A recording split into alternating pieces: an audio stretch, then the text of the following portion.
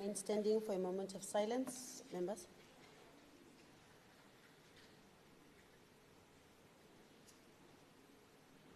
Thank you. We may sit.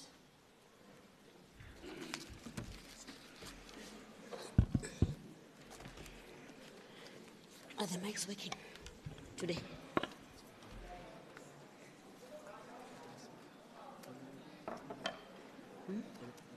Or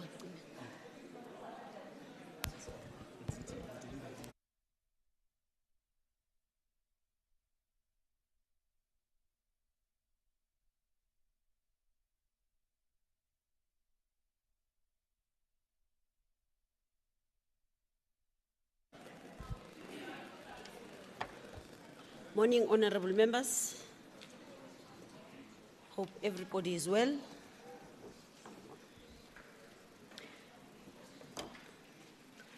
I'd like to make the following announcements. In the gallery or in our midst, we've got the team from the AG's office.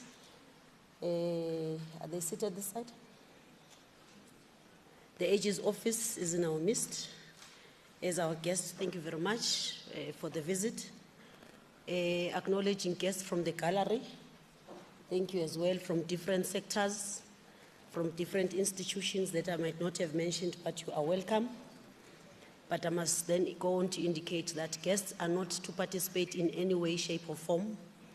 They must just observe the proceedings. The second announcement is just a reminder, colleagues, the conflict of interest forms or declarations must be submitted on or before the 21st of March to the office of the IC or to my office. Thank you very much. I'll proceed to apologies. Member Alberts has an emergency. Member Hoffman attending community safety conference. Member Goma, party commitments. Member Mdlangomo, party commitments. Member Kumalo, ill health. Where's the other one? Is Member Kumalo? Oh, yes. Colleagues, we just received bad news, but maybe nothing to be alarmed about us now.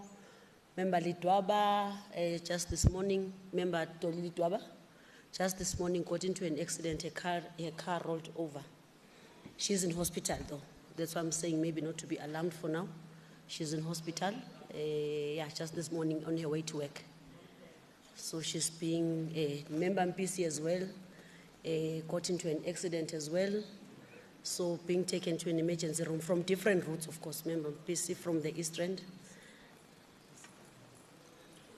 Member Lidwaba from this side, from the north.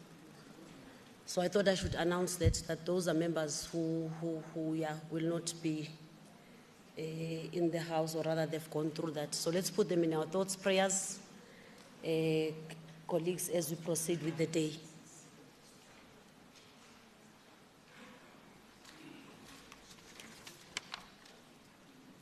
First business of the day, we've got member statements from member in terms of Rule 81. Oh, yes. Before I go on to the business of the day, colleagues, you are making our lives difficult. You submit reports very late. Chairs, you're making life difficult. You submit reports very late, and it makes the work of the legislature and sitting items or programs become late. Because of that, they make us look inefficient when it's on your end that things are not coming through to us on time. As per the rules, reports must be submitted in 2 working days before the sitting. So when you bring reports 2 minutes before the sitting and so on, you make it difficult. And the reports. What do you do on your daily work when you don't submit reports on time? And you tell us that they're stuck. Bema Mkwebo, I was not inspiring you to answer. You tell us that they're stuck in emails and all sorts of things, technology, this, that, and the other. You are making our lives difficult, colleagues. So I thought I should say that it must not happen again. Thank you. First business of the day. Member statements from members Ramulifo and member Makene, sorry. Member Makene as per Rule 81. It's Makene or Makene? Makene. Yes, member Makene as well, as per Rule 81(1). Thank you, member Ramulifo. Thank you, Deputy Speaker. Yesterday, I visited 2 schools in the Sidiwen district. I observed that teaching and learning are severely compromised at Life School, Ospark, and Luhang Secondary School in Mfuleni local municipality due to aging and collapsing infrastructure. The classroom walls have cracks and the ceiling is on the verge of collapsing, causing a safety risk for both learners and teachers. We were shocked to discover that Life School Ospark is paying a monthly fee for temporary structure that support a passage that is on the brink of collapsing. While these temporary support structures may be a short-term solution, in all reality, we need a long-term solution. This passage leads to the classrooms, toilets, and the hall. In addition, this 65-year-old school has 3 blocks of classrooms built with asbestos. There's a raw sewage flowing inside the school at Luhang Secondary School. Some of the toilets are blocked, creating a serious health hazard. The sewer problem has existed since 2017, and Mfuleni local municipality has done nothing to fix it. The ceiling at the school is also collapsing. The school does not have electricity in most of the classrooms, leading to the department taking away their smart boards. This when the department claims that all township schools must have access to smart boards. The DA is urgently calling the MEC for Education, Mr. Matume Chilwan, to prioritize the safety of these learners and teachers and to put urgent measures in place to prevent any possible injuries or loss of life, as has tragically happened before at Drehuk War School. We must not wait for this school to collapse and then start intervening. The time to act is now. Thank you, Deputy Speaker. Thank you, Honourable Member. Honourable Makene. Thank you, Speaker. The story of Johanna Mamaila, 50, who was living in an informal settlement community in Mamabolo and was eager to move into a new RDP home, made headlines around South Africa in 2018. Her dream quickly turned into a nightmare, though when she learned 2 other people had also purchased the house. It soon became clear that Mamaila had been defrauded out of 185,000 by a dishonest property business. Recently, a community member from where I come from was issued with a fraudulent certificate by one of these fraudsters going around. The man demanded that he be given 3,000 rands in so to administer all property-related administration. And when I asked about him in the department, no one knew who he was.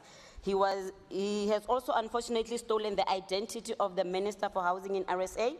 Not only did we move to notify the department in Randfontein, but we went to the Randfontein police station with the information we have, and to date they have refused to open a case of fraud and identity theft against the men, whose details we have happily shared with the police. Respected Deputy Speaker, whilst we appreciate the efforts by the MEC for Housing in the supposedly fair distribution of built RDP houses, we cannot ignore the fact that thousands of these houses are illegally occupied as they were sold by officials hired by the state, who collect not only protection fees from these residents but become mini gods to the people in those respected areas. We have seen in Sidiben. We know of rival gang in Springs fighting over control of the redistribution of some of these houses, which they issue illegally, and the government has not been able to bring any of them to book. This is because our police are either scared of going into such places, or they themselves are involved in getting the proceeds from these criminal acts. Thieves and criminals prey on those in need of a home by posting false online adverts for RDP homes. The receipts of RDP homes also run the danger of falling victim to a title deed fraud because they do not immediately receive their title deeds. This might take years. The city of Ekurhuleni had to alert locals about a persistent title deed fraud in 2018, in which victims were tricked into paying roughly 1.6 for phony documents. Whilst we are grateful for the created hotline where such discrepancies can be reported, whilst we are grateful for the policies and campaigns put in place by the department and the ministry where the issue of RDP housing and housing allocation is concerned, we remain worried about the attitude of the police services where such matters are concerned.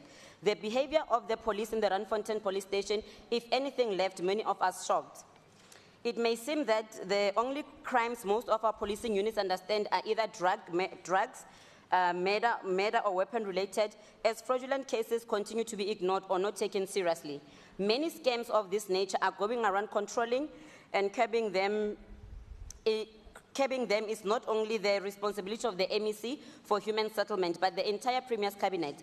Let's not let our high walls and tables we sit in to it make us ignorant to the needs of our people and the responsibility to uphold common ethics, practices, laws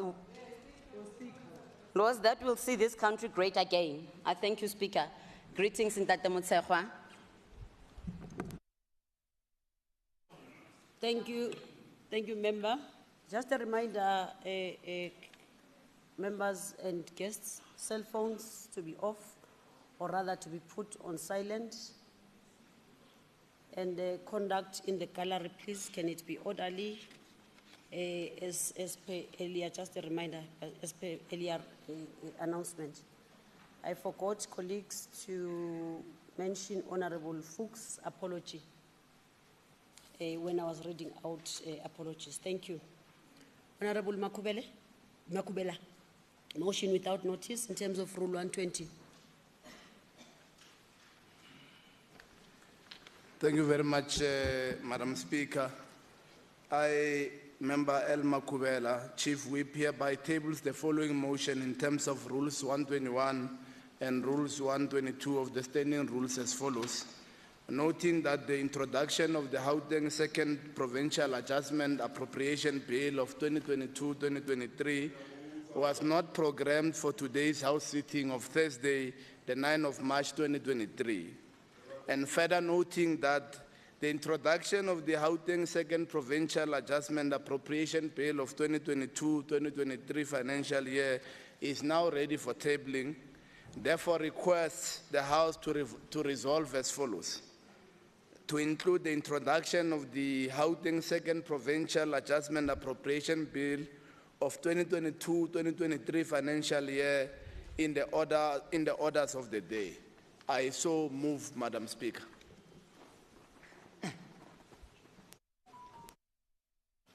Thank you, Honorable Makubele.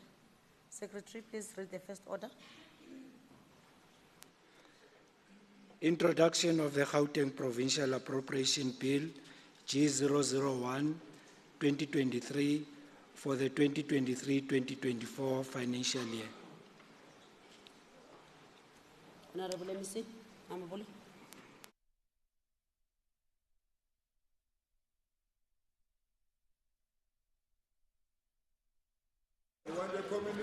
Second. Madam Speaker. Madam Speaker. The motion was not seconded. Madam Speaker, just for the benefit of hindsight and for procedure, we need to second the motion, Madam Speaker. We need to have the motion seconded.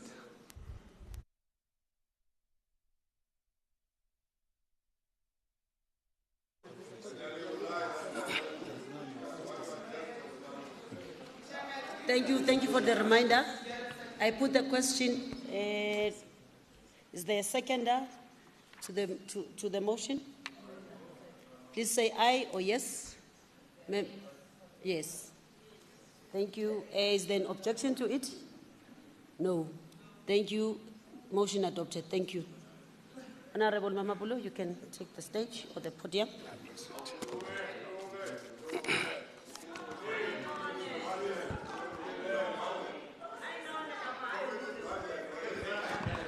Thank you very much, Madam Deputy Speaker.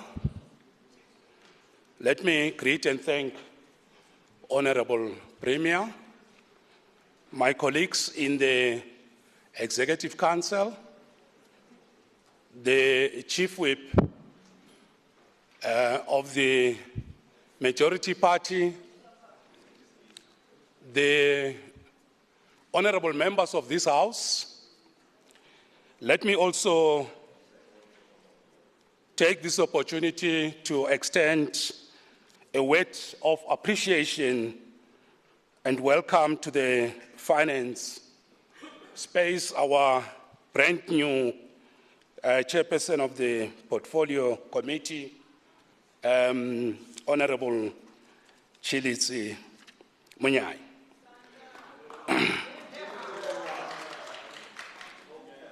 And we wish you well, Honorable Chair.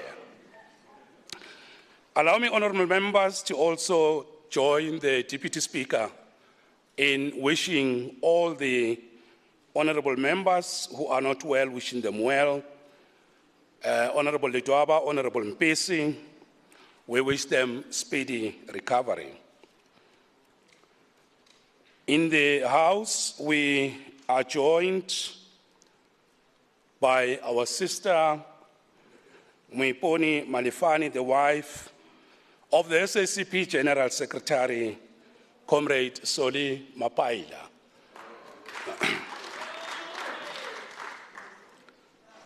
Let me also take this opportunity to acknowledge the presence of the MMC of Finance in the city of Johannesburg, Companero Tata Morero is in the House. We are joined, honorable members, by the mayor of the city of Ekurhuleni is here. Councillor Campbell would like to acknowledge you and thanks for joining us. We do have in our midst the Premier, the Gauteng Youth Advisory Council leader, Mr. Jose Andre, is here in the House. We also want to acknowledge and welcome him. We do have many guests, stakeholders. I would like to acknowledge all of them, but I think they will appreciate that for time.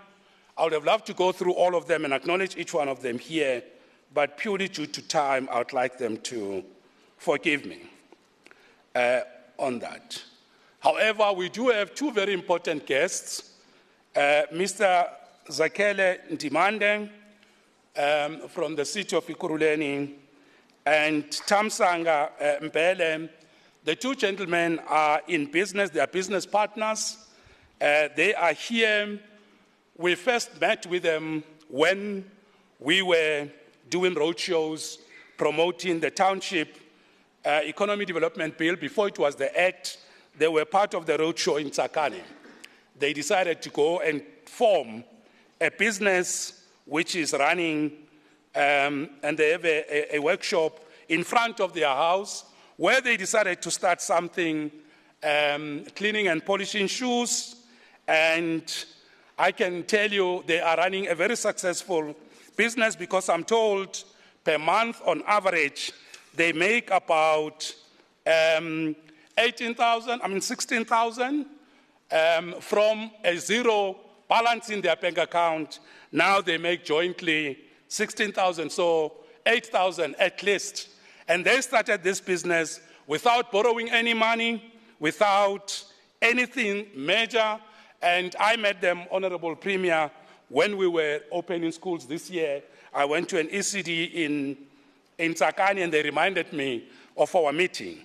They are here and I would like to acknowledge them. They are running a successful business. They are the ones who received us when we came in. They were polishing shoes like it happens at the airport. They are here. I would like to urge everybody, when you go out, they are here. Please support them. They were inspired by the Township Economy Development Act to start a small business, and they're here. I think we should support them. But when you get their service, please let's all pay. They don't do any credit. It's all cash. So, and they will go cashless very soon, Honorable Premier. I know this might sound like a small initiative, but we believe big steps start with small initiatives. And I would like to congratulate them. They were already talking about growing their businesses. So the Township Economy Development Act has already touched these two gentlemen, and they are doing something, and we wish everybody could learn from them. Now, honorable members, I also want to take this opportunity to greet all our heads of departments, all the chief executive officers of our public entities, private sector representatives, comrades and friends. Madam Deputy Speaker, I must say I am deeply honored to be given the opportunity to present the 2023-2024 Gauteng Provincial Budget to the legislature today. We are tabling this budget following the State of the Nation address delivered by President Cyril Ramaphosa, followed by the State of the Province address by Premier Panyaza Lesufi, and of course, the national budget speech delivered by Finance Minister Enoch Godongwana. Honorable members, allow me to start where Premier Lesufi ended during the presentation of the State of the Province address. The Premier correctly and eloquently said, open quote, "Our people are not difficult. They are just asking all of us gathered here to do one thing and one thing only, to do our work. To do our work within budget, time, and without misusing public funds." Equally, Minister Godongwana concluded his budget speech by saying, open quote, "Our economy is facing significant risks. Uncertainty is on the rise. It requires us to do bold things, to put the fear of failure aside and execute the difficult trade-offs needed to get from where we are now to where we want to be in future." I would like to say, Honorable Premier, flowing from what the Minister said, we believe that in the SOPA, you have put the fear of failure aside and clearly said where we are and where we want to be in future. In that regard, you have, Honorable Premier, placed the bold program of townships, informal settlements, and hostels, popularly known as TISH, at the center of our work. And for that, Honorable Premier, would like to thank you. Honorable members, in presenting this budget to the people of our province, let me be upfront and announce that we are injecting into the Gauteng economy a total of 493.4 billion over the medium-term expenditure framework, of which a bigger share of it will go into supporting township economy, creating jobs, especially for the youth, empowerment of women, and addressing the energy crisis, and of course, supporting social services. One of the key drivers of the township economy is entrepreneurship, as many people start their own businesses in order to generate income and create more employment opportunities for our people. By supporting the growth of the township economy, it is indeed possible to create new jobs, increase access to goods and services, and promote the much-needed economic development in our communities. And let me be clear, despite the challenges we are facing as a province, we remain steadfast in our resolve. We are unwavering on this mandate, and of course, as we proceed, we will further talk to this. In other words, honorable members, this budget, a big part of it, will focus on supporting townships.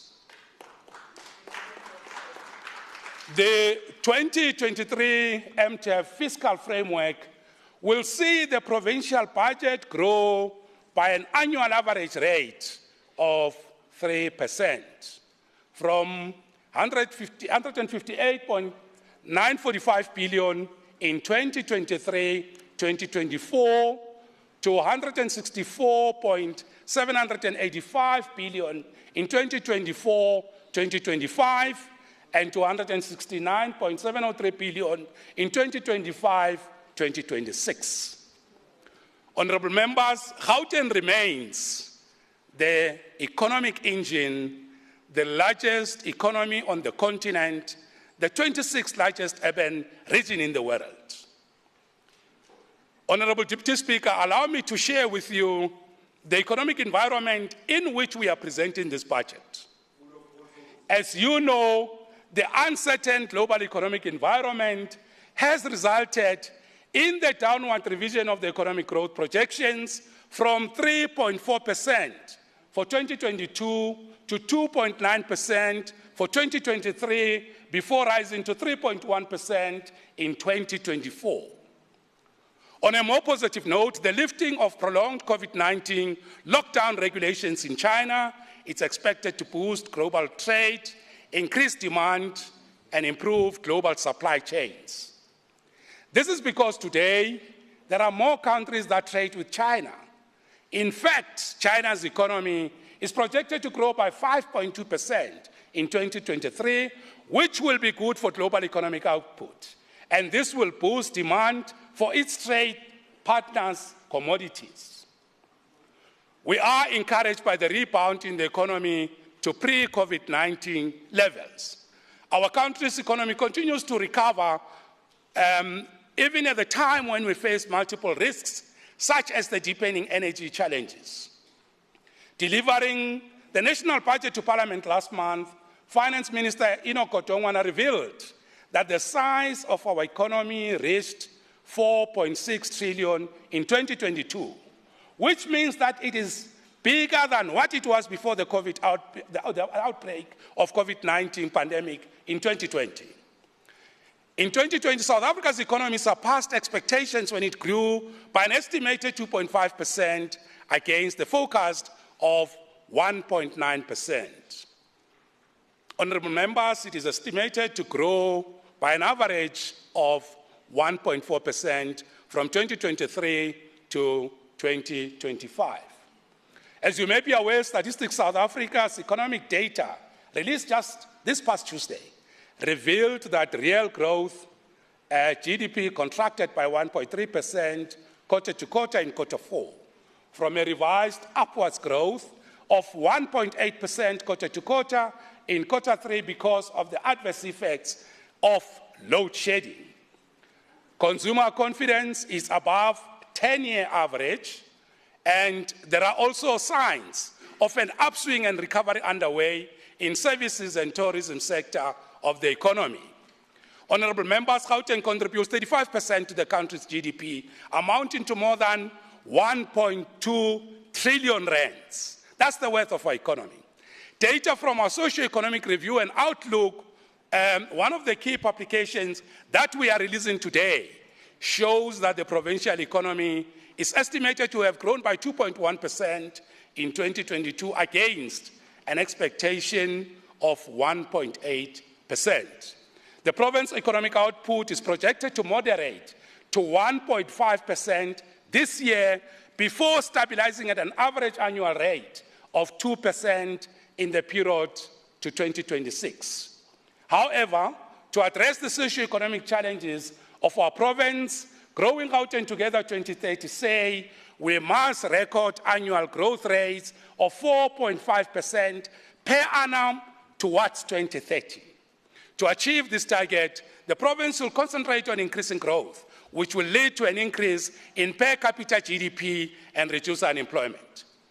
Honourable members, in order to grow the Gauteng economy, we will engage key economic actors, private sector, and the residents of the province to look at innovative and creative methods of consolidating the 35% contribution of the province to the GDP. We will report back on the specific interventions we are going to make on this matter.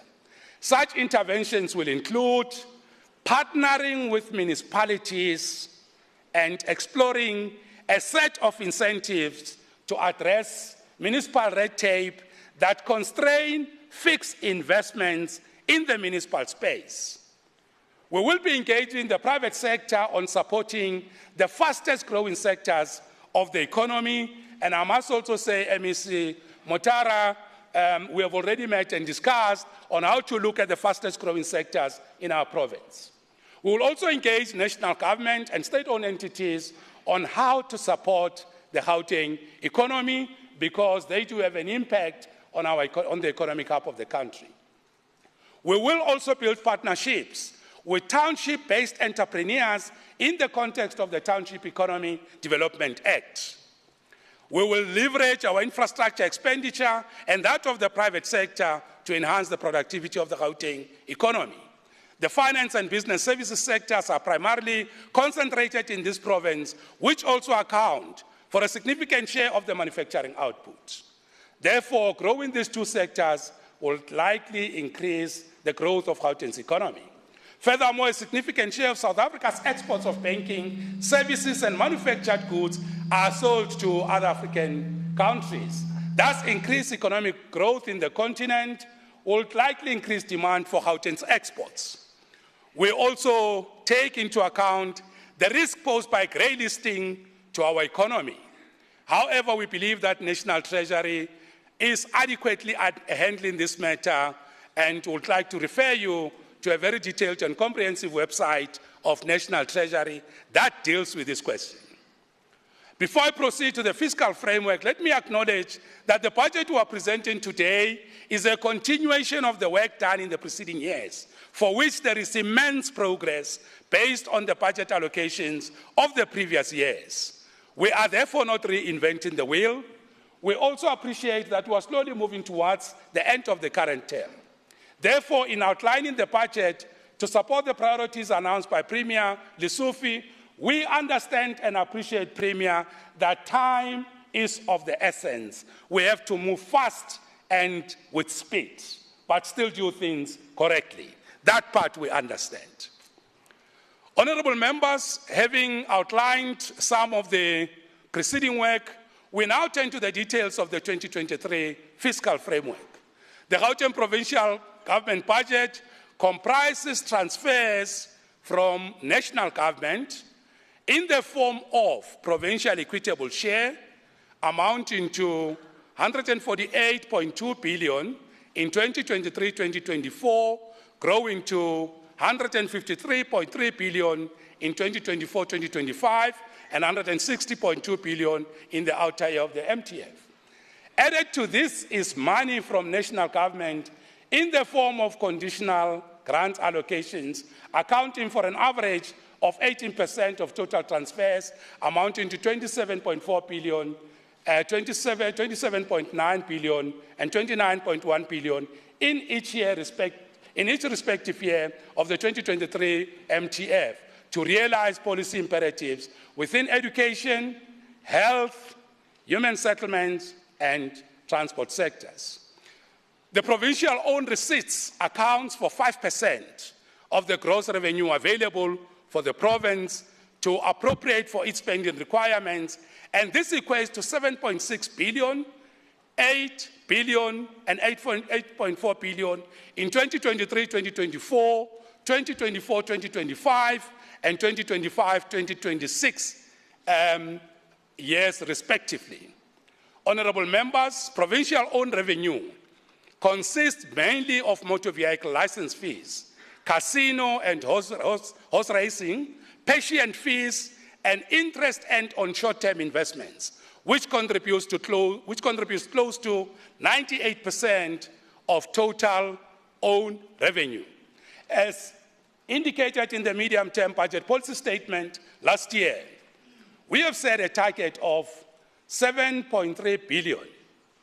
And honorable members, I'm pleased to announce that as at the end of February, we have collected a total of 6.7 billion, representing 92% of the appropriated target. And I would like to assure members that we will meet the target by the end of the financial year. You can already see where we are with raising our own revenue. We are the only province in the country that is raising its own revenue of this magnitude and scale. And therefore, this is good work, and I'd like to thank the officials of the Department of in Treasury and those in other departments that are working together to mobilize resources for the provincial revenue of Gauteng, 7.2 billion. Well done to our officials, and I would like to thank them, and I would like us to give them a round of applause.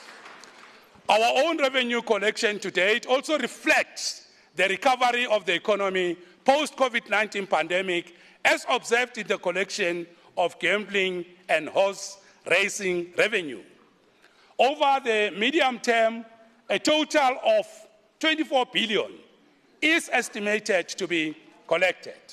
These estimates are mainly driven by growth in new vehicle sales of 16.4% in the fourth quarter of 2022, of which a greater proportion is attributable to the province, according to Statistics South Africa, February 2023. Honorable members, today we take this opportunity to briefly outline how we are using this budget, made up of resources we get from national and those we raise in the province, to finance our provincial priorities.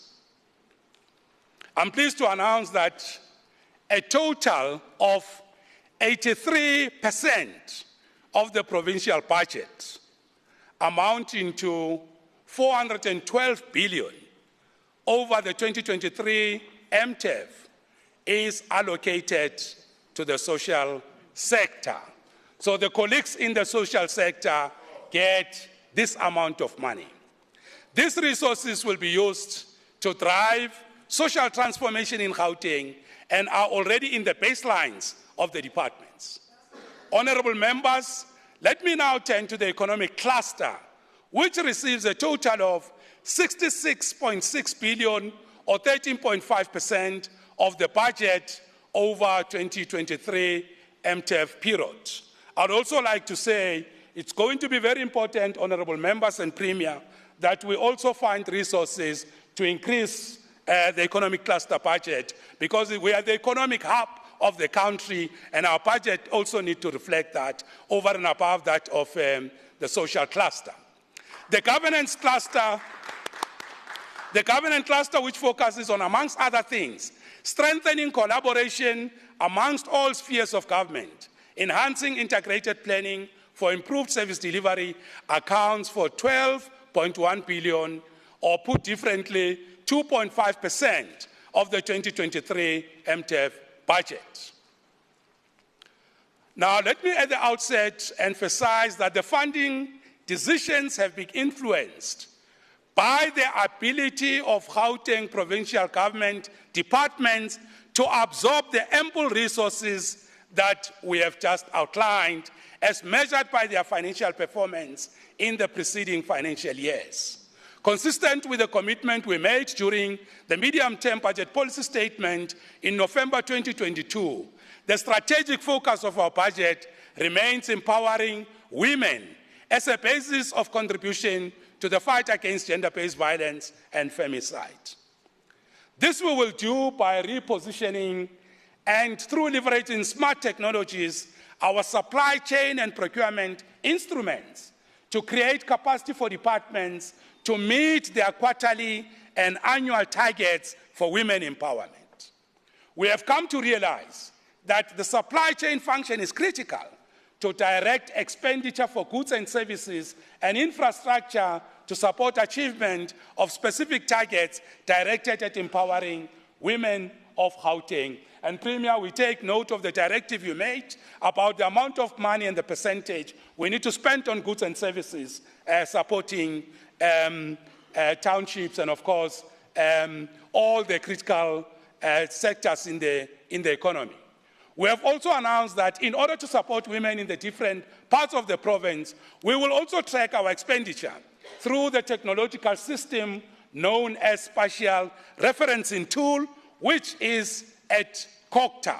And we were working with the department and the MEC of COGTA to improve this spatial referencing tool. In actual fact, we're giving them about 3 million to make sure that they can improve the software of the spatial referencing tool.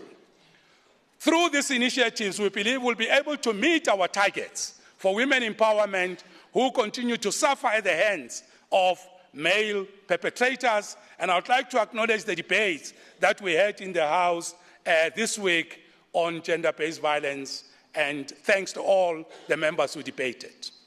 These empowerment initiatives are in addition to law enforcement interventions by the entire criminal justice system to reduce the scourge of gender-based violence. We believe that in that way, we will be able to make sure that our expenditure changes the quality of life, particularly for women who are victims of patriarchy, the triple oppression of women, and gender-based violence.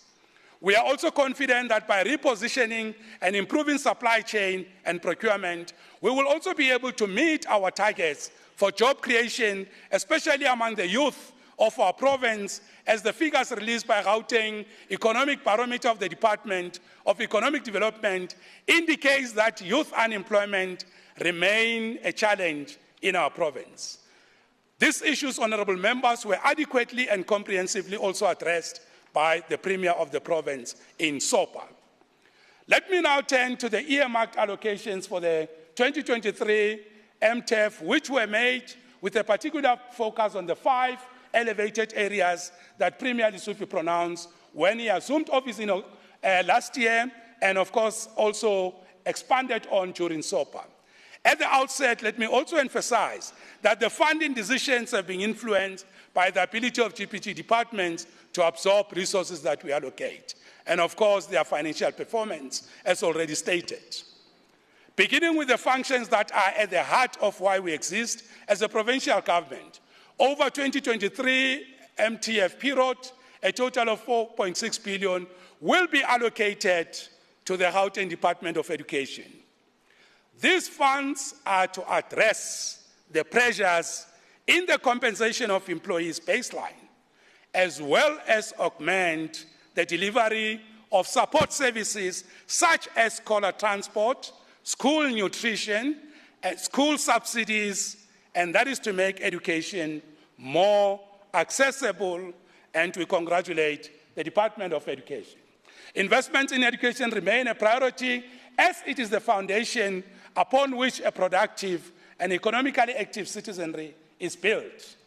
Prioritization of the health and wellness of the people also takes up a significant share of what is being allocated to the Gauteng Department of Health, additional to the existing baselines, with an additional 5 billion over the medium term, with a focus on retaining part of the capacity taken on board to fight the COVID-19 pandemic, and which will go a long way in strengthening the health delivery platform.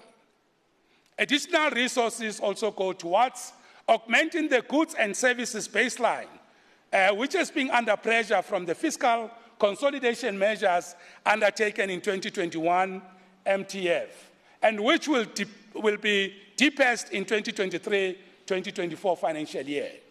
More crucially, of the 5 billion out of a total of 784 million, and of course, a total of 784 million has been allocated to the Gauteng Department of Health to address urgently the backlog in surgical and radiation oncology services emanating from shortages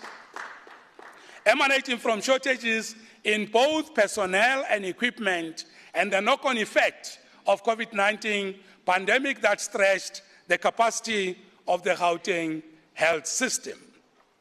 In efforts to clear the backlog, Gauteng Provincial Treasury and Gauteng Department of Health have worked with civil society organizations such as Section 27 and the Cancer Alliance in an approach which involves the procurement of the necessary machinery, equipment needed for radiation therapy to assist the patients on the waiting list, particularly given that the nature of the disease requires urgency. This collaborative approach with civil society in addressing the crisis is expected to address the waiting lists, and we anticipate that this time next year we will be outlining the resolution of this challenge in a much more profound way. I must also point out that this is an example of the forging of collaborative public and private partnerships that will yield important lessons in confronting the many health challenges that Gauteng faces. In the SOPA, Honorable Premier spoke of fighting crime being an apex priority. On that note, let me say cheers. On this high priority note, cheers. Honorable Premier, this is an apex priority. It requires an apex gesture like drinking water. There is obviously many of the people of our province and many of us affected indirectly or indirectly by crime. Now, this budget, honorable members, aggressively confronts the agency with which the Gauteng Department of Community Safety will be resourced to respond accordingly. I'm very much pleased to announce that the 4 billion additional allocation over the 2023 MTEF is for the training and absorption of the 6,000 crime prevention wardens currently undergoing training that is scheduled to conclude at the end of April 2023. I wish this could get a very thunderous applause. Yes. Premier, you have said that the budget of this department that used to be below 1 billion will increase into multi-billion of rands. And I'm very much pleased, Premier, to say exactly what you have said, that the budget of community safety will grow into billions over time, over the MTF, from almost below 1 billion to 4 billion in the few months that you have been in office, Honorable Premier. This is a major achievement. Now, in addition to capacitating this crime prevention wardens with the necessary tools of trade, the resource allocation will also enable the acquisition of technological solutions to fight crime, such as the eye in the sky, that is the drones, and the leasing of helicopters to enhance the feasibility of crime prevention efforts. Also included in this allocation is funding for fleet services that Premier had announced to further capacitate traffic police to undertake their duties. Honorable members, in the next few months, and of course to the residents of the province, it's important to take this point into account, that in the next few months, in the next few weeks, my colleagues, MECs in the Executive Council, are going to present departmental budgets or line function budgets in this House. And the MECs will therefore outline in more detail the implementation of the priorities that the Premier has pronounced. Honorable members, let me now turn to our approach to infrastructure. As the Gauteng Provincial Government, we view infrastructure development as a key enabler to improve service delivery, as well as a vehicle to stimulate economic growth and investment. While recovery efforts are spread across 3 spheres of government, the Gauteng Provincial Government specific interventions include the allocation of 574 million towards the Tshwane SEZ and OR Tambo International SEZ, primarily for internal bulk infrastructure to make these sites more functional. This is a very profound allocation into the economic cluster, and I think it really deserves, honorable members, a round of applause. It is imperative that we continue to be diligent to ensure that the budget of 39.5 billion investment results in the desired outputs and outcomes.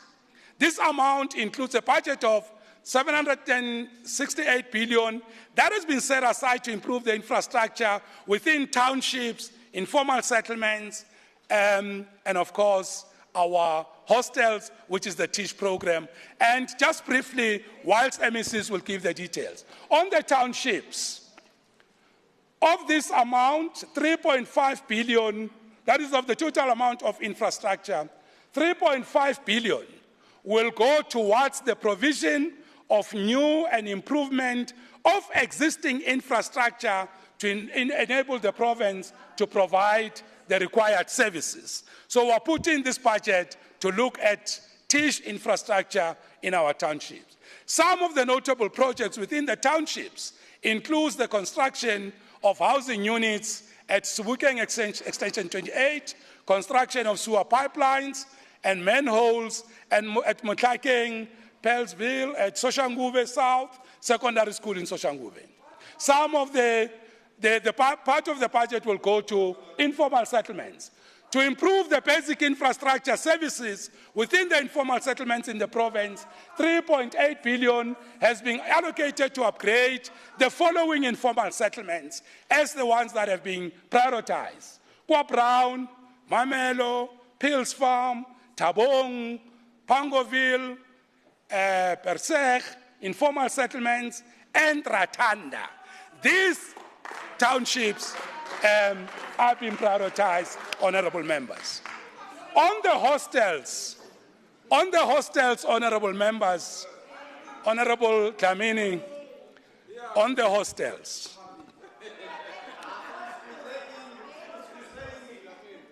A total of 322 million rands will go towards the renovation and improvement of conditions of hostels. Some of the hostels plans for the upgrade includes George Koch, Denver, GP, LTA Ritabile, Kwamasiza, Dube, Orlando, Diepkloof, and Orlando West. These are the hostels that have been prioritized. Honorable members, we continue to strive towards a balanced allocation between the need for new infrastructure while also adequately maintaining existing infrastructure to restore and protect the value of our investment over a long period of time. There is a need to make a more dedicated effort to ensure that projects are ready to proceed through the different stages across the infrastructure value chain, and that we are more diligent in terms of the management of risks associated with inadequate infrastructure planning and poor delivery. Honorable members, we are now at a point in our journey towards improving infrastructure investments where it is imperative that the Gauteng Provincial Treasury, as the custodian that allocates the funds, must ensure that there is value for money on all our projects. Honorable members, value for money on the budget we are putting for townships, for informal settlements, for hostels, and all the monies that we are putting into this budget. Value for money, quality of our expenditure. We must allocate these limited resources to projects that will take the province forward and provide the required services to the citizens of Gauteng. At a minimum, Gauteng provincial government departments are expected to prove that projects are ready for implementation before they can be allocated funds, with a realistic consideration of the length of time required for planning and, of course, approval processes. Gauteng Provincial Treasury will strengthen its monitoring and oversight role in terms of ensuring that departments spend allocated resources prudently and address problems in the infrastructure value chain across all four cornerstones of infrastructure delivery, such as planning, budgeting, procurement, and implementation, and of course, with a sound financial management. In line with Premier Lesufi's directive, we will establish a procurement plan analysis unit. It will focus on categorizing commodities link projects to budget, and track and monitor implementing of our procurement plans. We will also automate supply chain management functions to minimize human interventions in the procurement process. Let me emphasize, honorable members, procurement is very much important, and that's why we are repositioning our procurement function. The energy supply challenges facing our country has become the single biggest threat to our economic recovery, and any potential future growth, if it continues to deepen over the short to medium term. This is not only because of its effects on the supply of electricity only, but we also acknowledge the water and sewer reticulation challenges. That is why there is a heightened activity in finding solutions to mitigate the effects of load shedding.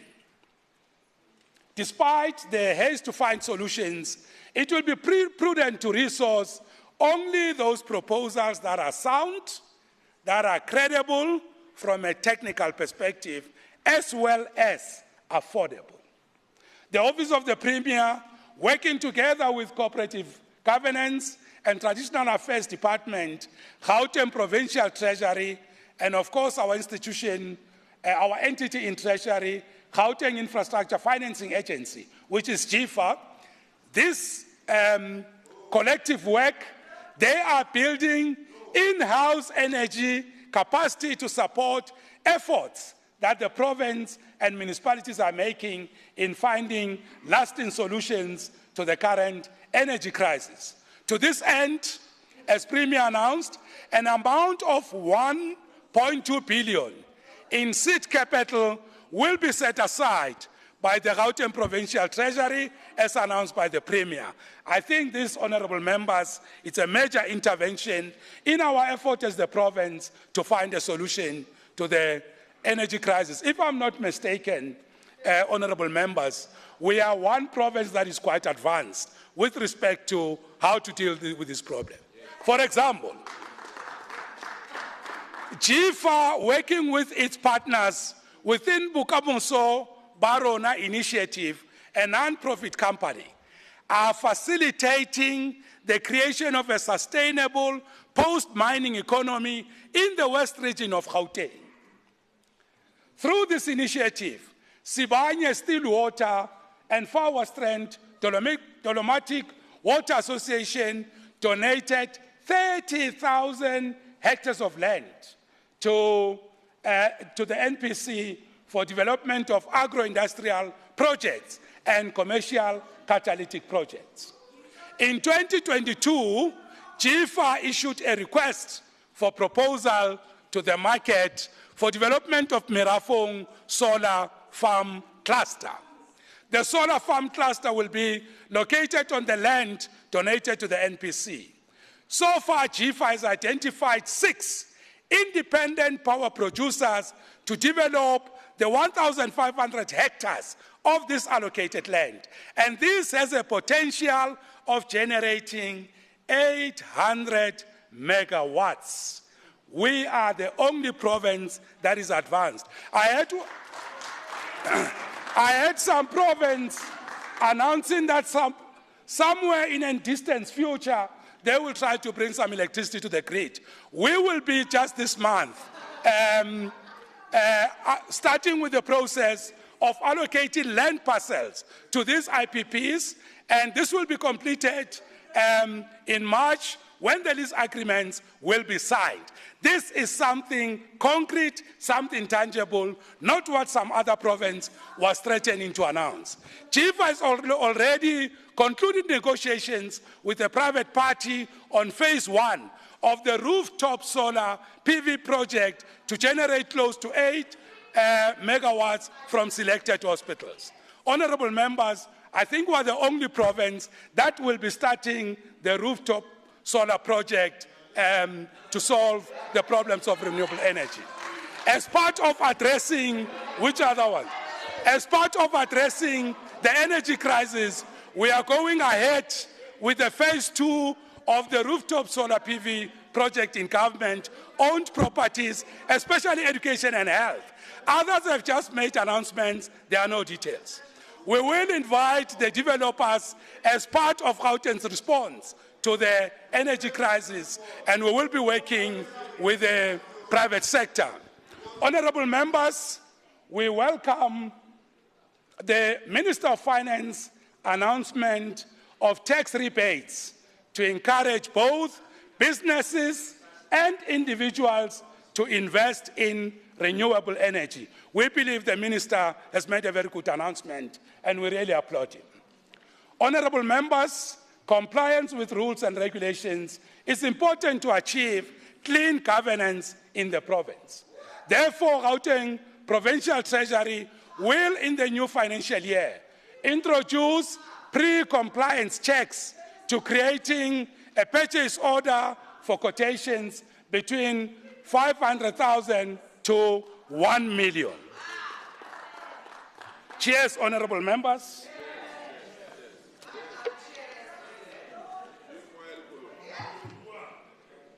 The Gauteng Provincial Government will explore procurement rules which allow government and its main contractors to buy from large groups of township businesses with systems linking them to supply as if they were one large firm.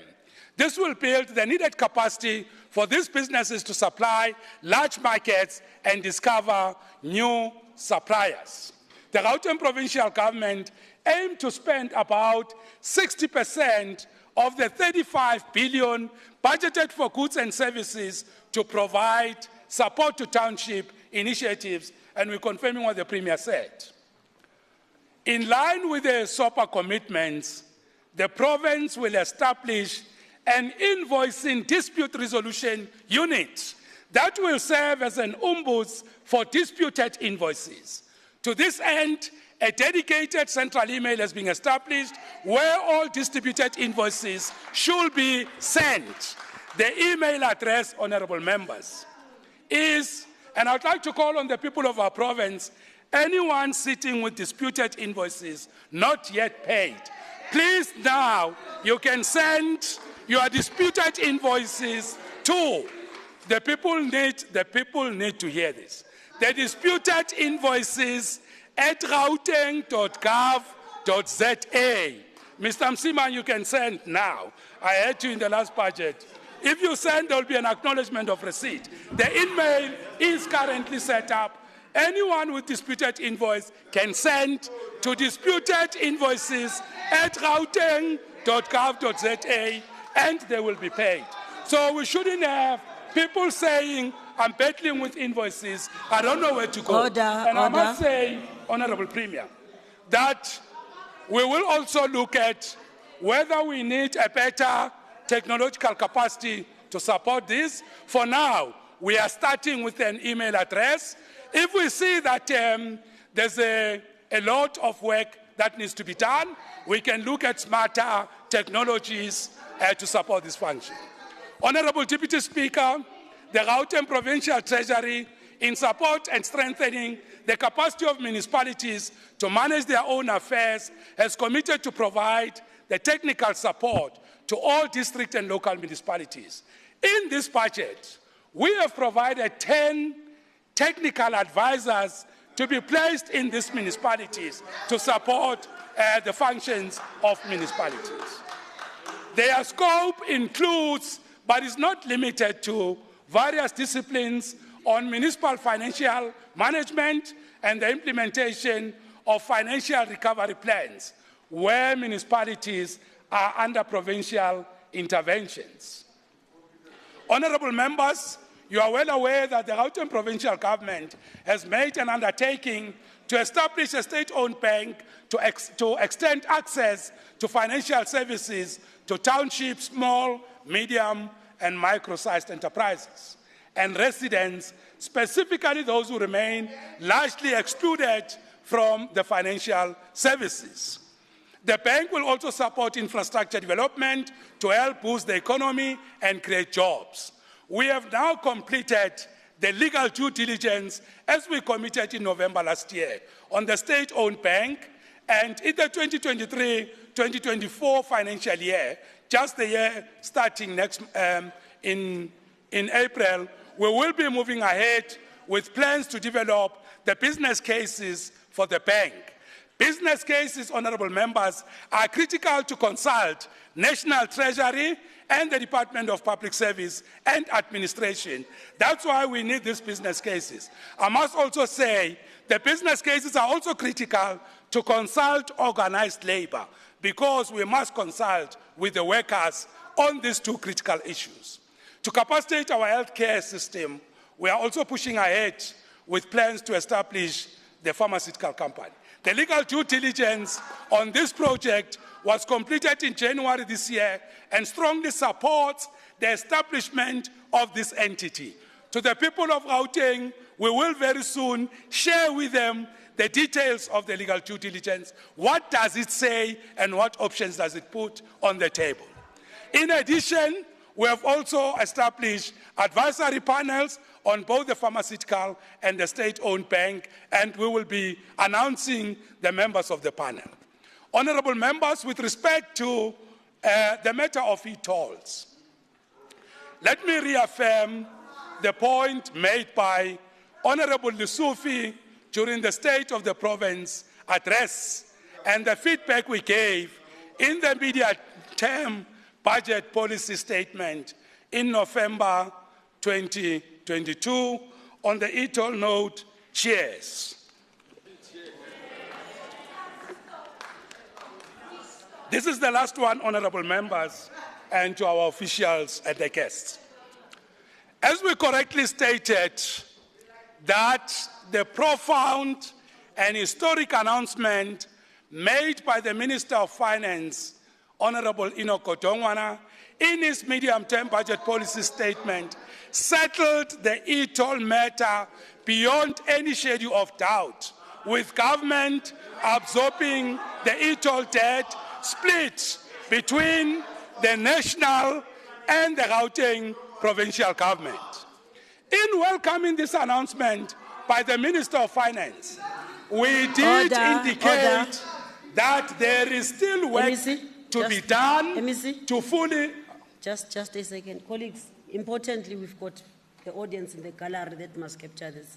While your heckling is accepted and allowed, let's be considerate of the citizens of Gauteng who are watching and our guests in the gallery.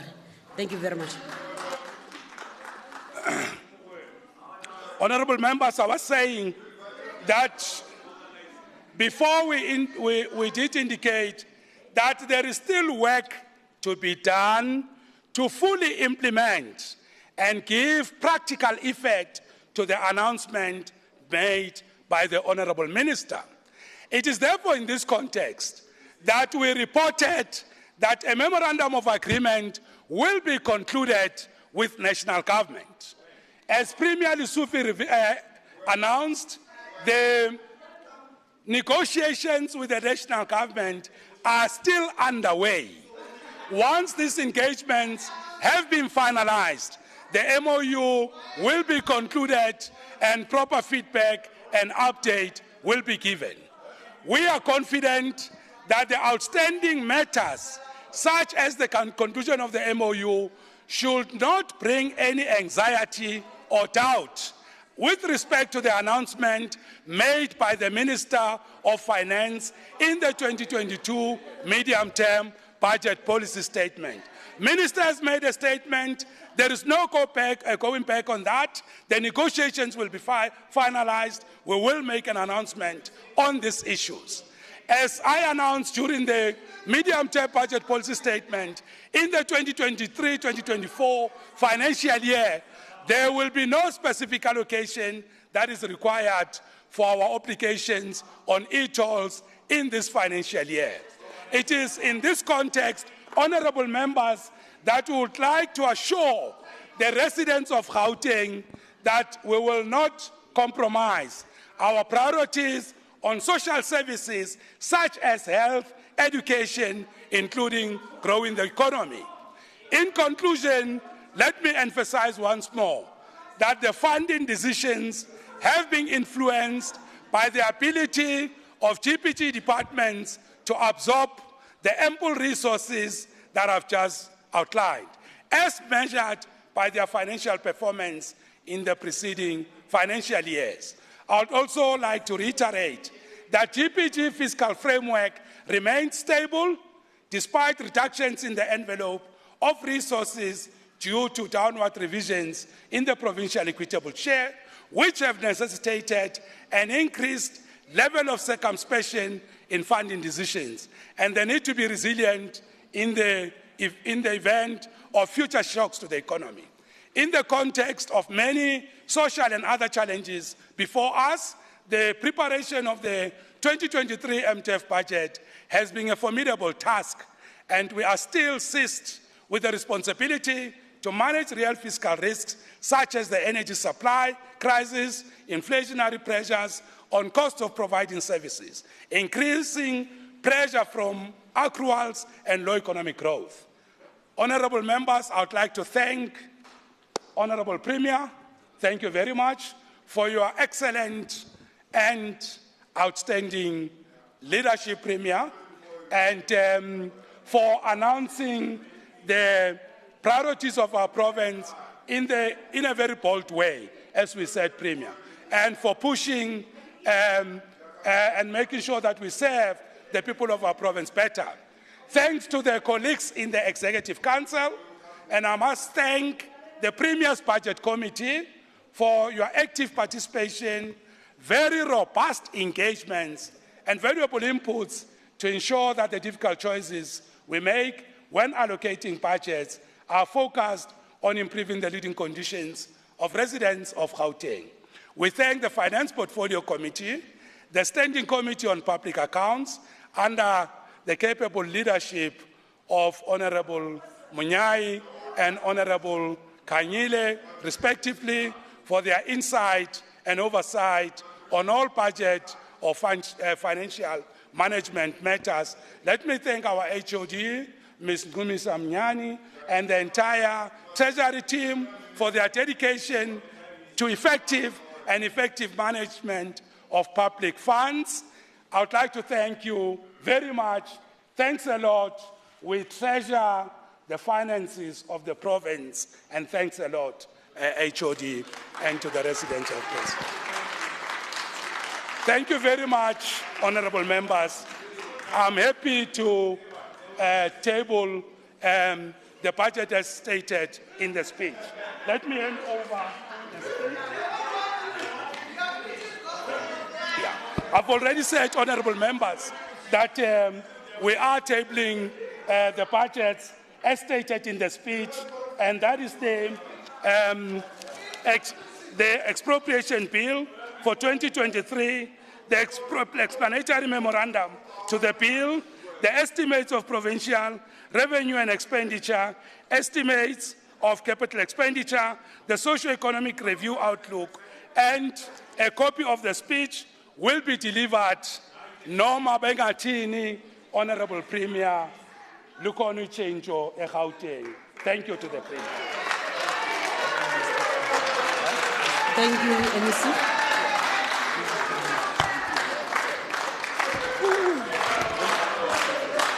Thank you very much.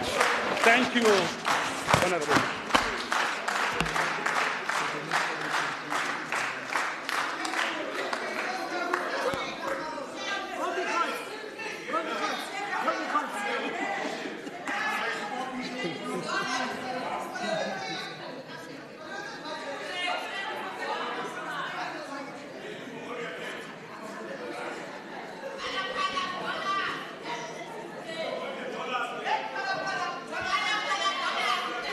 Thank you, Honourable MEC.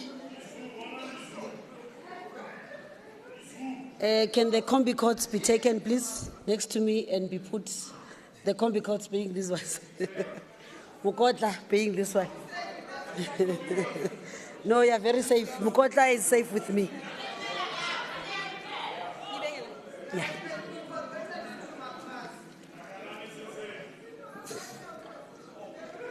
Thank you, Honourable MEC. Secretary, please read the next order.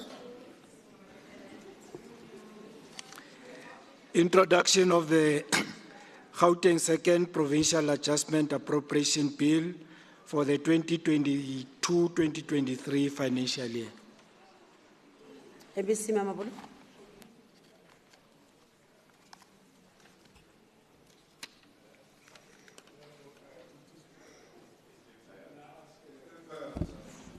Okay.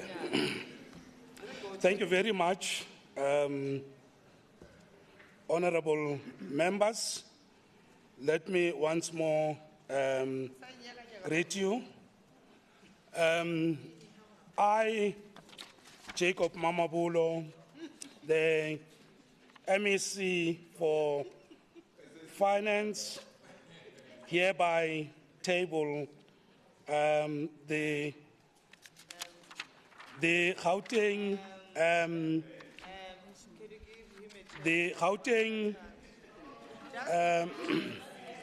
in terms of rule, the adoption of the Gauteng Provincial Adjustment Appropriation Budget in terms of Rule 2023 and Rule 2024. Thank you very much.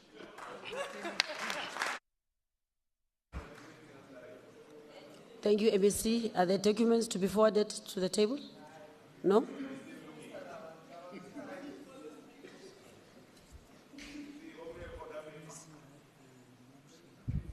You read the motion, MEC?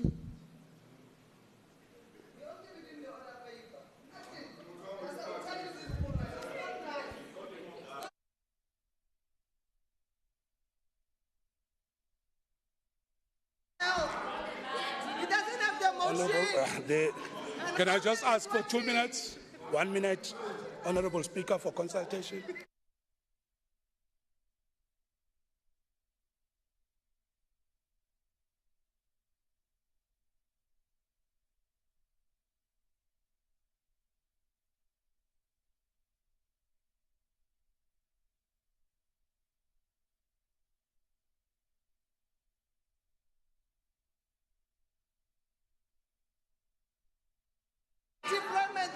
Honorable Deputy Speaker, let me just raise a matter that in terms of the speaking list and the order paper, you'll see that the matter is at the end. However, I will present it as follows. Introduction of the Gauteng Second Provincial Adjustment Appropriation Bill for the 2022-2023 financial year. Thank you very much. Thank you, noted, and thanks, Honorable MEC. Secretary, please read the third item, the third order.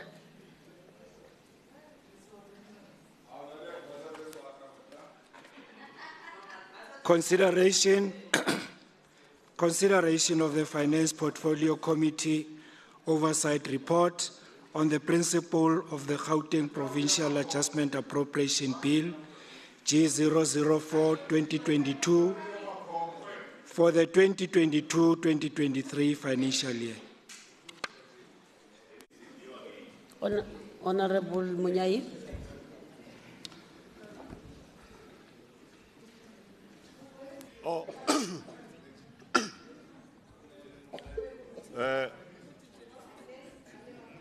Deputy Speaker, Honorable Premier, esteemed Honorable Member and the people of Gauteng, I, Chilizi Mnyai, the Chairperson of Portfolio Committee on Finance, tables the Portfolio Committee report on the Gauteng Provincial Adjustment Appropriation Bill, G004-2022 for the year 2022-2023 financial year as follows.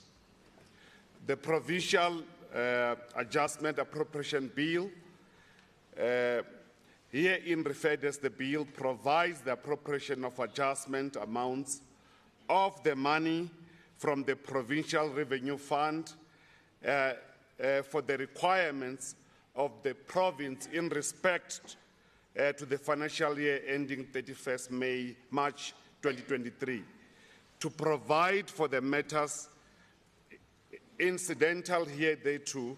The bill is endorsed by Section 1 of the Finance Management Act, PFMA 1999. This enjoins the MEC of Finance to table an adjustment budget for provincial legislature.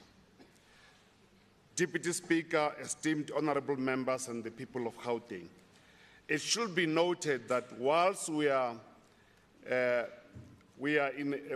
unprecedented hunger and poverty with massive youth unemployed, failure to spend money constitutes a crime against our people. We hold a robust oversight for the executive without fear or favor. Honorable members, we should have confidence in the budget because it will end youth unemployment, poverty and hunger, and great employment opportunities through 60% spent in the township as pronouncement by the Honorable Premier Lesotho during the SOPA. Honorable Deputy Speaker, esteemed honorable member and the people of Gauteng, the bill is in line with the Section 31, subsection 2 from A to G of the PFMA. The adjustment budget includes the internal reprioritization of the year 2022-2023 budget baseline by the provincial departments to address emerging risk and redirect the funds from areas where there's a slow spending to support 5 elevated priorities. So therefore, Honorable Speaker, the Gauteng Provincial Legislature, the GPL, formally referred the Provincial Appropriation Bill for the 2022-2023 financial year for the Finance Portfolio Committee for consideration and reporting. The Gauteng Financial Treasury presented the principle of the bill to the committee in the meeting on the Tuesday, 2nd February 2023. In the same meeting, the researcher presented the socio-economic impact analysis and the legal advisor tabled the legal opinion on the bill, indicating that the bill is in line with the relevant provisions of the Constitution as well as the Public Finance Management Act. Portfolio Committee conducted analysis to ascertain as to whether proposed adjustments were in line with Section 31 of the Public Finance Management Act, Act number 1 of 1999, and the priorities outlined in Growing Gauteng Together 2030. In line with the provisions of Section 118 of the Constitution of the Republic of South Africa, which enjoins the legislature to facilitate public involvement in the legislative and other process of the legislature and its committees. The Portfolio Committee solicited stakeholders' input through a newspaper advert. No submission were received in this regard. Going forward, we should strengthen our participatory democracy in our province. The Portfolio Committee deliberated and adopted the oversight report on the first Provincial Appropriation Bill for the year 2022-2023 on Thursday, 16 February. With respect to the adjustment on the 22-2023 financial year budget and provincial revenue, the transfer from national increase to 2 billion from 153.7 billion to 155.7 billion. The increase is due to equitable share additional funding to cover provincial 3% wage increase for the public servant as well as the provincial funding to cater for gratuity payments for the former members of the provincial legislature. With respect to changes to control grants, the changes to conditional grants are due to rollovers of unspent grants from the previous financial year. Conditional grants are increased by 7,512 million from 26.2 billion to 27.2 billion. This should not make us proud as members of Gauteng legislature. With respect to health condition grants, the district health program grant received increase of 257 million in the 2022-2023 financial year to fund commitments relating to procurement of medicine.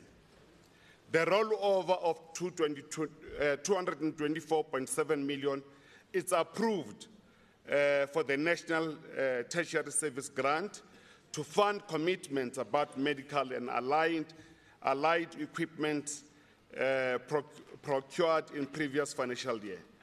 With respect to human resource training grant, it's increased by 21.3 million,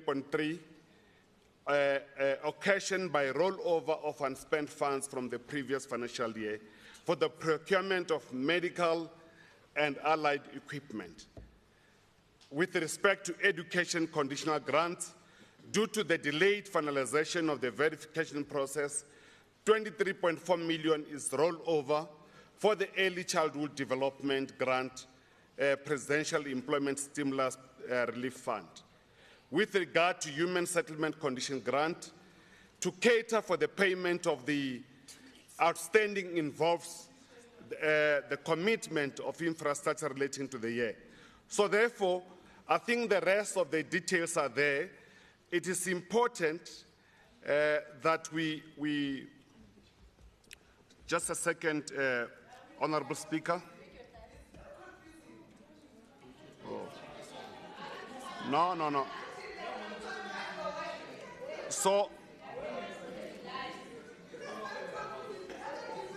So therefore, we must say, I just want to come to the conclusion because all this report is tabled before you here. You have all the Honorable report. members, just hang on, Honorable Munyai.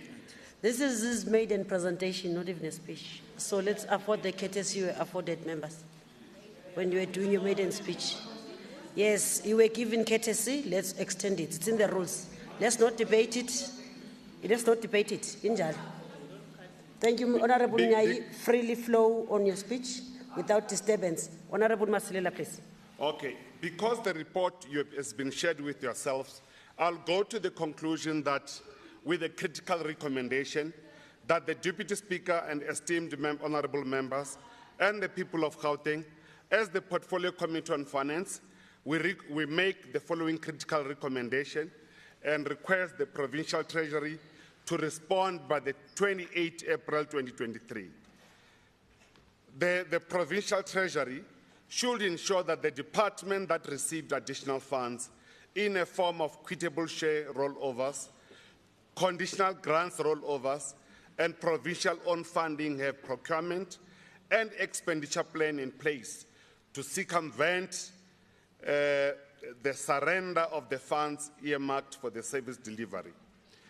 We have confidence in the ANC-led government that will work very hard to ensure that they use the levers of the state, referring to the executive, to change the quality of all our people in Gauteng. It is only the ANC-led government that have the capacity to bring hope to our people through the implementation of manifesto commitments. On acknowledgement, with greatest humility, colleagues. Deputy Speaker, like I said, with it is greatest made in humility, presentation. allow me to thank the honorable members and wonderful supporting staff of the Portfolio Committee. We would like to thank Honorable MEC Mamabolo, the head of department, Mnyani, and official of Gauteng Provincial Treasury. Thanks and appreciation to esteemed honorable members of Finance Portfolio Committee. Honorable Mkhale. Your time has expired. What do you want us to do with Honorable this? Chair, we table the report for consideration, and in terms of Rule 1172C, read with 164 Finance Portfolio Committee, Thank you. we present to this House for recommendation and adoption. Thank you very much. Thank you. I now put the question on the principle of Gauteng Adjustment Bill. All those in favor say yay. Yes.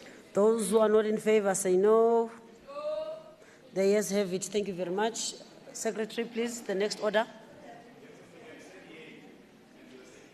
No, it's Old English. It's Shakespearean English. You say yay.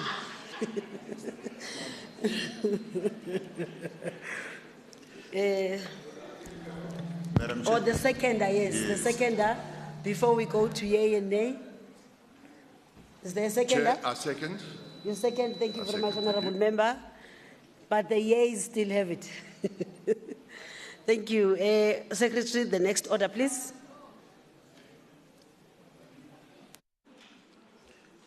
Thank you, Deputy Speaker. Order number 4 is the Oversight Committee on the Office of the Premier and the Legislature's Oversight Report on the detail of Vote 1, Office of the Premier of the Gauteng Provincial Adjustment Appropriation Bill G004 2020-22 for the 2022-2023 financial year.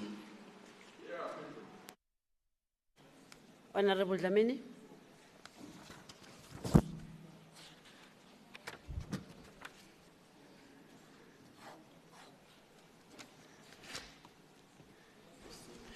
Thank you, Acting Speaker, Honorable Premier, members of the Executive, honorable members and citizens of Gauteng. Chair, I would ask that the parts of the report that I have not read be taken as read. The Gauteng province is one of the provinces that has witnessed changes in financial projections during the third quarter adjustment period, with the upward adjustment of the main provincial appropriation by 2.5 billion from 152 billion.9 to the adjusted appropriation of 155 billion. The Office of the Premier saw an upward adjustment to the budget of 81 million, which represents 11% in the 2022-2023 financial year, from 722 million to 803.9 million. The committee notes that during this adjustment process, an equitable share of 4 million rand has been rolled over for the procurement of laptops. Of the total adjustment, an amount of 77 million has been added to the budget baseline to cater for the payments of the mental health care users. During the deliberation of the third quarter under review, the Office of the Premier highlighted the need to move with speed on the closure of the Life Esidimeni project, as it cannot be prolonged further than it has been. The Office of the Premier should provide the committee with further clarity on the adjustment as it relates to the payment of mental health care users by providing a financial breakdown on this matter. The committee notes that on the 7th of October 2022, the newly elected Gauteng Premier, Panyaza Lisufi, announced the new members of the Executive Council along with the elevated priorities stemming from the Growing Gauteng Together 2030 blueprint for implementation until the end of the 6th administration. The elevated priorities are underpinned by a focus on improving the living conditions in townships, informal settlements and hostels. This includes accelerated economic recovery, strengthening the battle against crime, corruption, vandalism and lawlessness, improving health and wellness of communities, strengthening the capacity of the state to deliver services and focusing on incomplete infrastructure investment. The committee has noted during the deliberations of the Office of Premier's quarter report that targets emanating from the elevated priorities will be included in the APPs of relevant user departments. Therefore, in executing its oversight function, the committee will be tracking and monitoring the implementation of the elevated priorities to ensure that its impact is felt on the ground. The committee notes that the budget adjustment has also affected the budget appropriation per economic classification as follows. The major share of the budget increase amounting to 43.3 million has been recorded under transfers and subsidies, with goods and services in the current payment amounting to 28.9 million, and payment for capital asset at 6.7 million, and 56,000 on payments for financial assets. The current adjustment budget reflects an increased range as in the previous financial year, where budget appropriation was increased by 152.6 million of the main appropriation. It is of concern to the committee that the Office of the Premier underspent the budget by 181 million, which represents 26% at the end of the previous financial year, even though the budget was adjusted in the third quarter. The committee will be monitoring and tracking the expenditure trends of the budget in line with the adjusted appropriation going forward. Furthermore, the committee will be inviting the Office of the Premier to make presentations of the adjusted APPs adjusted as of October 2022, along with elevated priorities to allow for alignment, oversight over expenditure in the current financial year. The committee is concerned that while the Office of Premier highlighted during the deliberations of the third quarter the need to move with speed on the closure of the Life Dimene project, a total of 77 million has been added to the budget baseline to cater for the payment of mental health care users. The committee, based on the information set above, would like to recommend to the Premier to provide the committee with additional clarity on the adjustment relating to the 77 million that has been added to the budget baseline for the payment of the mental health care users by providing a financial breakdown by the 28th of April this year.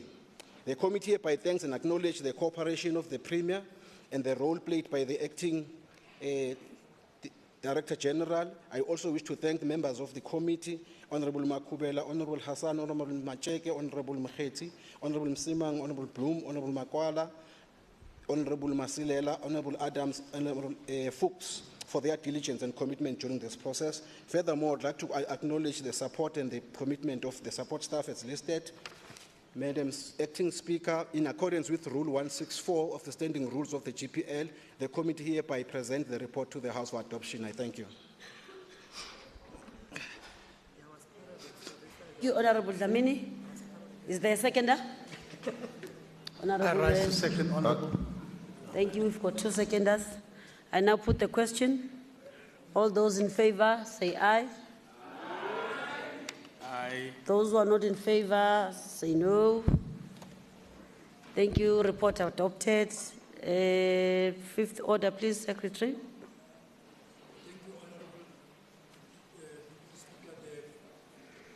The 5th order of the day. The 5th order of the day is Economic Development Portfolio Committee's Oversight Report on the detail of Vote 3. Thank you. Honorable Matsake.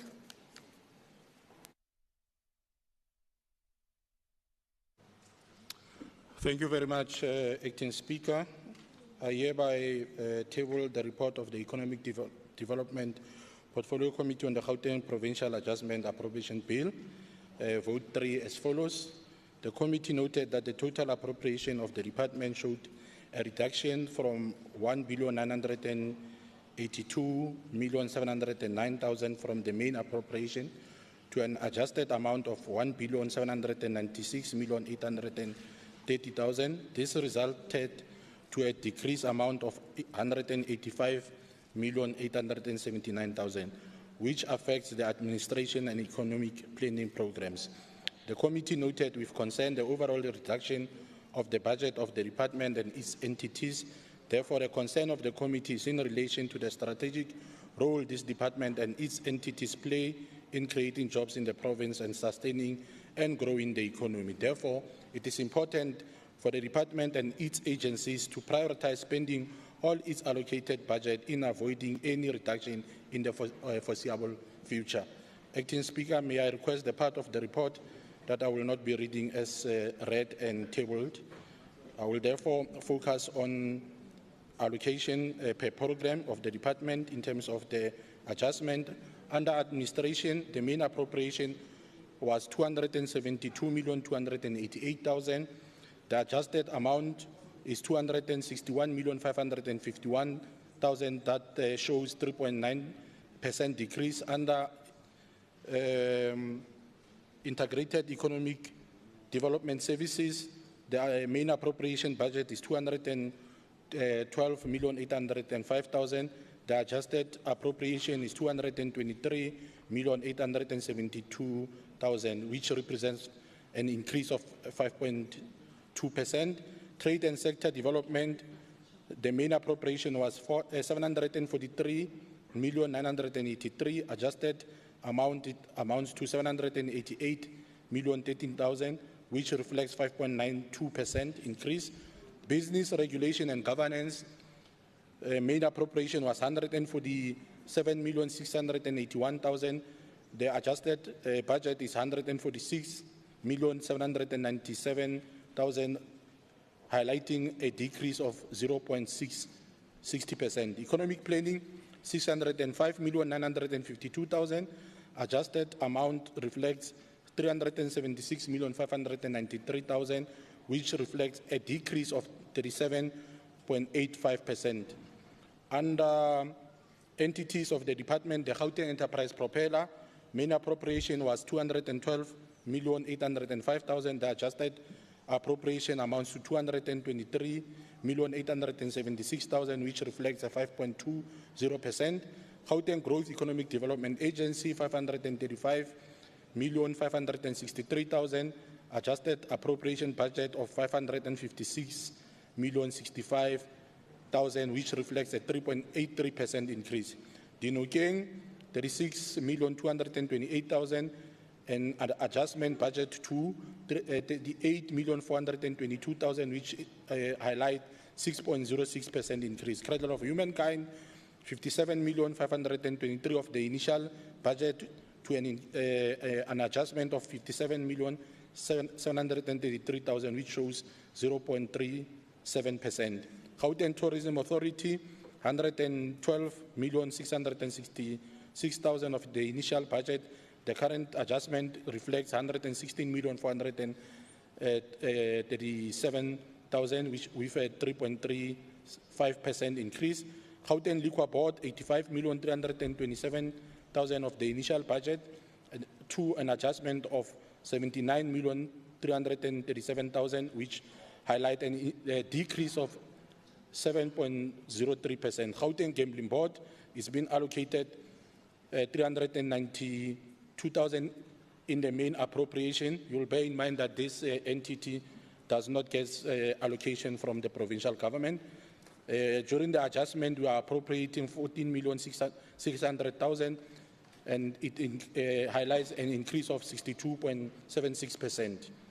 In terms of committee concerns, the committee is concerned with the following: the spending pattern that is related to the work undertaken by the Tshwane Automotive Sector Economic Zone on infrastructure, in particular bulk infrastructure, as this has a negative impact on investment made and state of readiness of occupancy by tenants that have the potential to create sustainable jobs, including the development of SMMEs. 2, the reprioritized budget intended to be utilized for the impact assessment of the whole room and the upkeep of the whole room. 3, the inadequate funding of Gauteng Enterprise Propeller and Gauteng Tourism Authority amongst the entities that are key in creating employment and growing the economy of the Gauteng province. Under recommendations, we are recommending the following, Acting Speaker: that one, automotive special economic zone should complete all internal bulk infrastructure at the economic zone and ensure that expenditure is in line with all project milestones. In addition to this, on a quarterly basis, detailed reports should be submitted to the committee on all operations and milestones achieved that are linked to the budget of the economic zone. The report should also detail the implications of the delays in spending the work undertaken at the Tshwane Automotive Special Economic Zone, outlining the time frame set for each milestone and investor interest in occupying business spaces within the hub, noting that there has been delays in implementing bulk internal infrastructure. Submitting such reports will assist the committee to keep track of investor interest, noting that challenges such as those that were experienced at the jewelry manufacturing precinct, wherein DBS pulled out of their commitment to occupy building spaces because of delays in completing the infrastructure.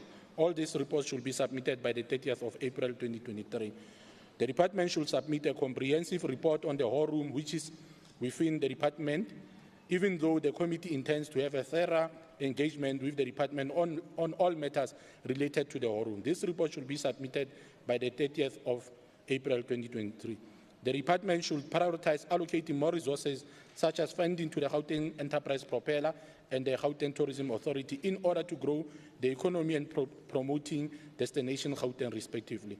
This should be so in a manner that shows financial accountability upon being allocated the funding.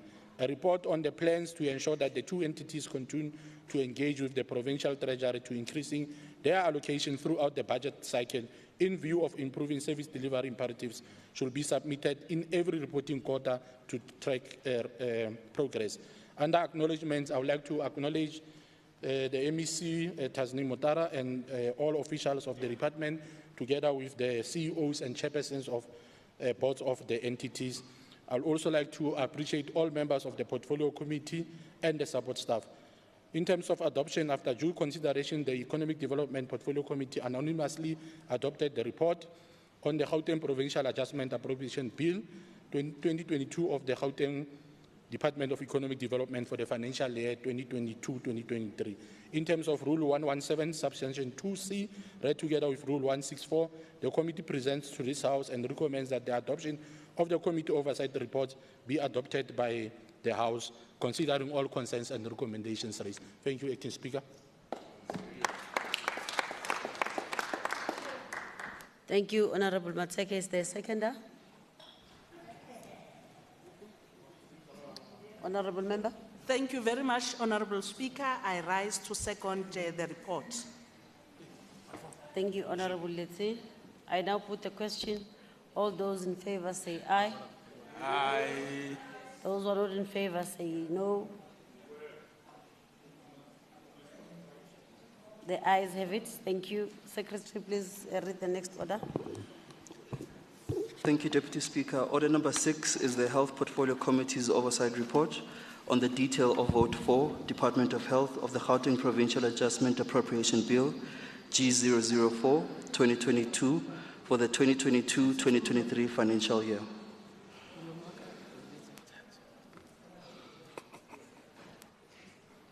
Honorable Dikhamela.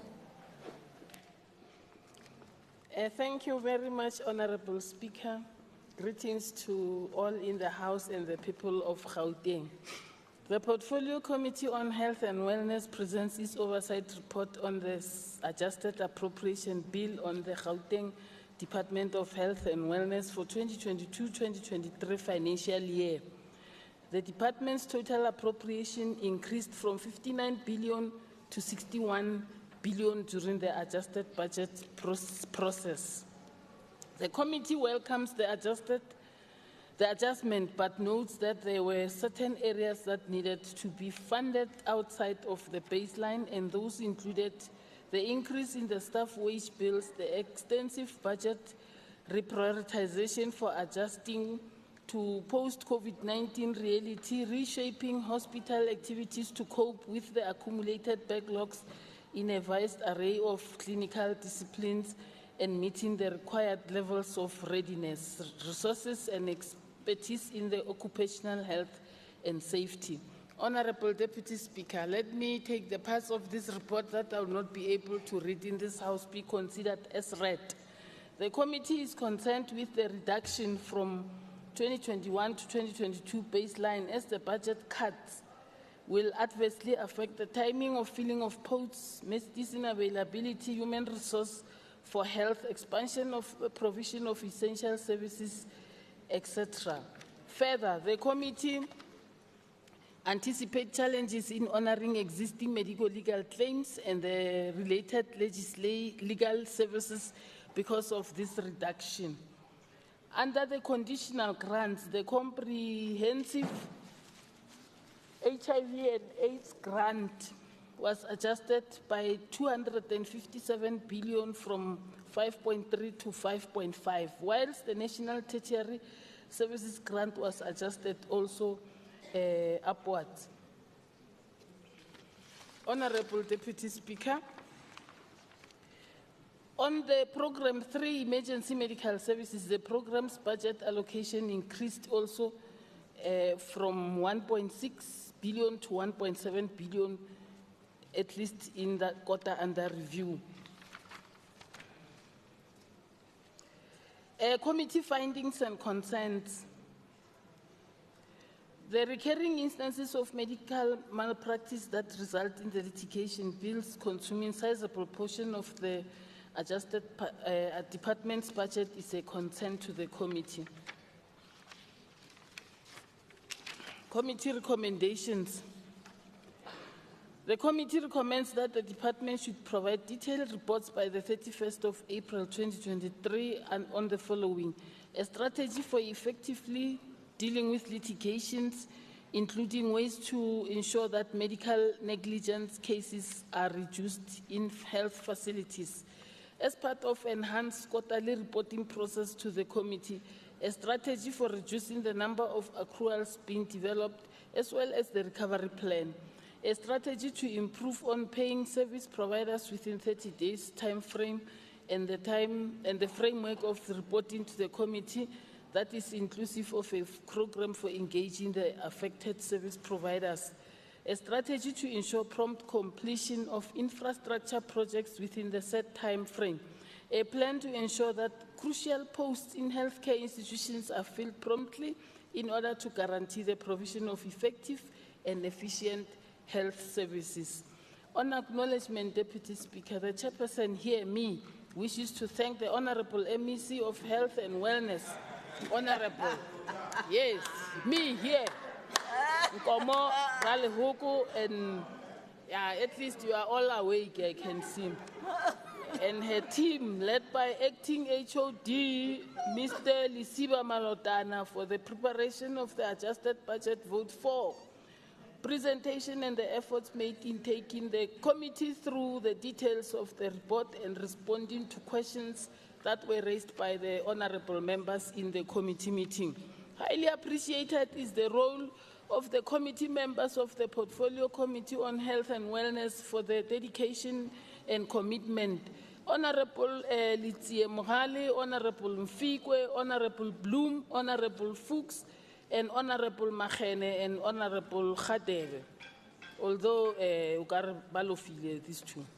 Last but not least, I would like to acknowledge the support staff, group committee coordinators at Mbanchwambalo, senior researcher Dr. Ninoli, committee coordinator Eningidi, researcher Dr. Mukonoto, the committee coordinator Nondumiso August, committee administrator Mr. Tim Somi, service officer Aingobo, information officer Wakile Nzimande, and communication officer Mr. A. Mukoka, and Hansat staff M. Makwela.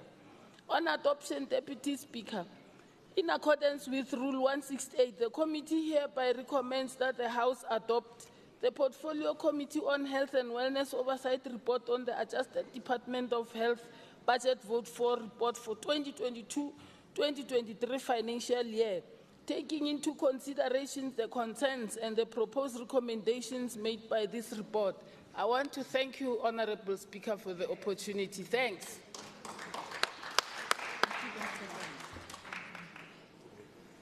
Is there a seconder? Honorable Member. Thank you very much, Honorable Deputy Speaker. I rise to second the report with its recommendations. Thank you. Thank you, Honorable Letty.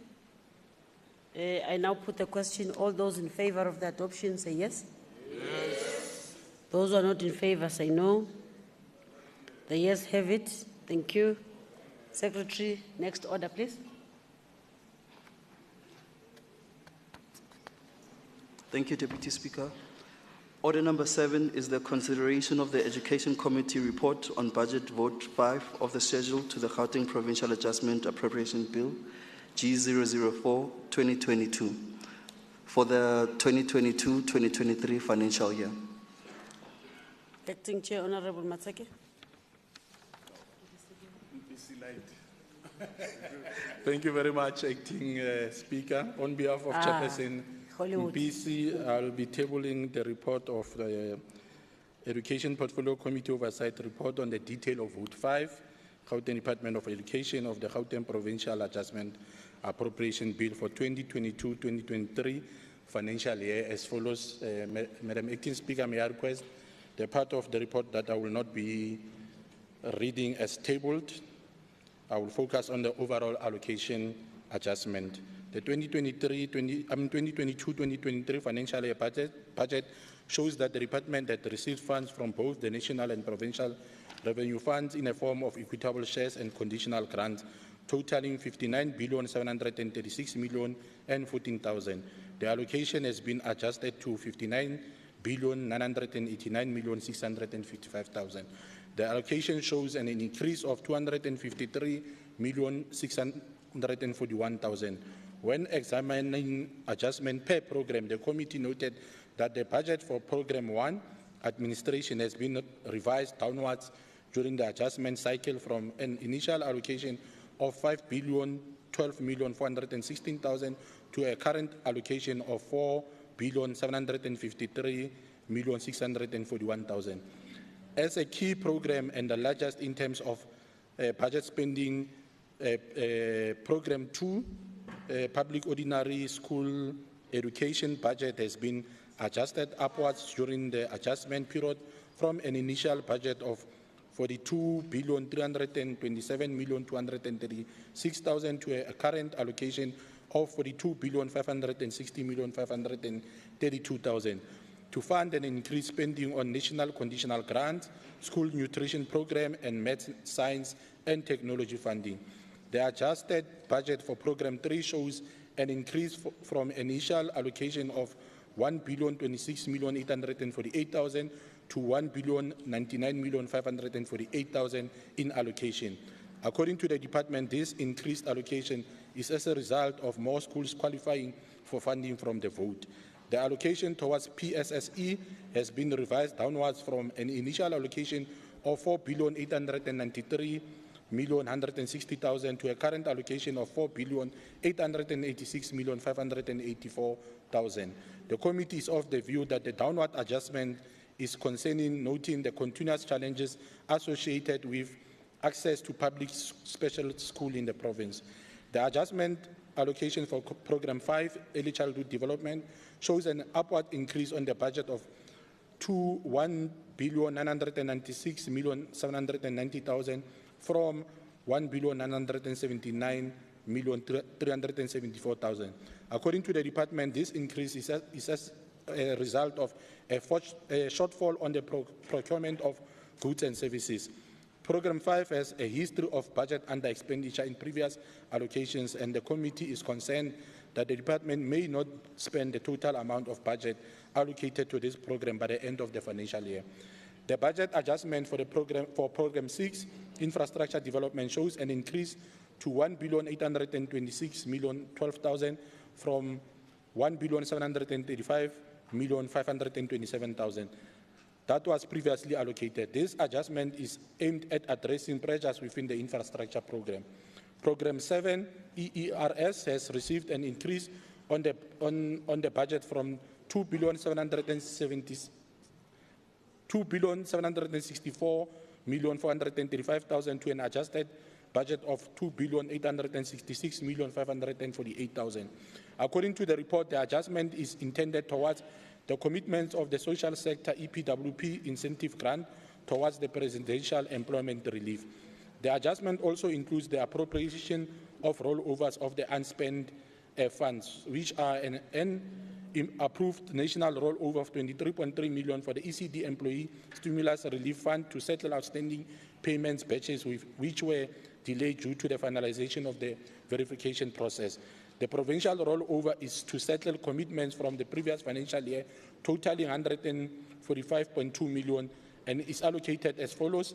16.7 million is for school furniture, 123 million is for Presidential Youth Employment Initiative Program, and 5.5 million is for JCRA Youth Bursaries Program. The committee is of the view that the 2022-2023 adjusted budget and rollover should assist the department to achieve the planned targets, particularly in priority programs such as ECD and infrastructure development, and will ensure that the department continues to deliver on its mandate of providing state-funded quality education, provided that the department is able to utilize the entirety of its budget by the end of the financial year. On committee concerns and recommendations, the committee is concerned with the following. Is of the view that the downward adjustment in Program 4, Public Special School Education, is concerning, noting the continuous challenges associated with access to public special school in the province. The committee is further concerned that the department may not be able to spend its entire allocation, especially within Program 5, ECD, and Program 6, Infrastructure Development. Therefore, the committee proposed the following recommendations. The department to consider alternative measures to ensure that support to Program 4, Public Special School Education, is not compromised by the downwards adjustment in the budget, and this should be responded by 1st of May 2023. The committee argues that the department should ensure that the total allocation, especially within Program 5 ECD and Program 6 Infrastructure Development is effectively utilized by the end of the financial year.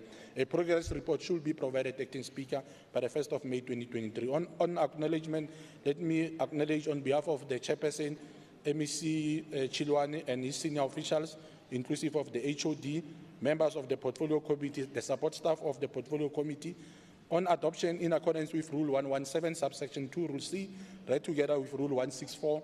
The Portfolio Committee on Education hereby presents its committee oversight report on the detail of Vote 5 of the Gauteng Provincial Adjustment Appropriation Bill to the House for adoption, taking into account concerns and proposed recommendations made in this report. Thank you so much, Acting Speaker. Thank you, Acting Chair. Is there a seconder? I rise to second. Thank you, Honorable Member. I now put the question. All those in favor say yea. Yes. Those not in favor say nay. It's called no. It's the Shakespearean English. You must say nay. All those who are not in favor say no. Thank you. The ayes have it. Secretary, the next order, please. How do I know? I went to school, Galo. Thank you, Deputy Speaker. Order number 9 is the Human Settlements Portfolio Committee's Oversight Report on the detail of Vote 8, Department of Human Settlements of the Gauteng Provincial Adjustment Appropriation Bill G004-2022 for the 2022-2023 financial year. Governor.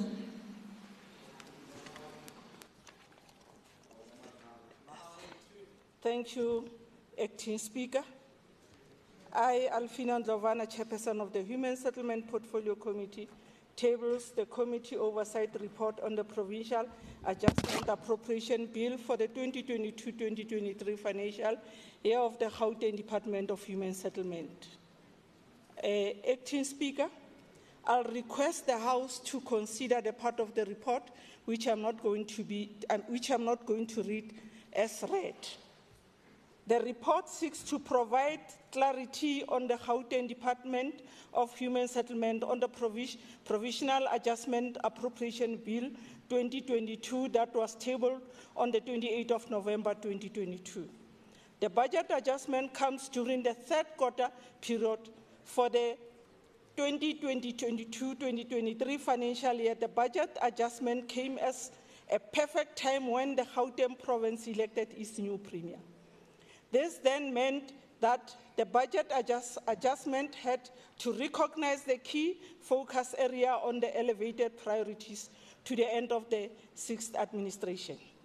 The department upwards adjustment of the 271,347,000 is for approved rollover of 17.1 million for HSDG, 153 million for informal settlement upgrading partnership grant for province, and 1.2 million for EPWP integrated grant.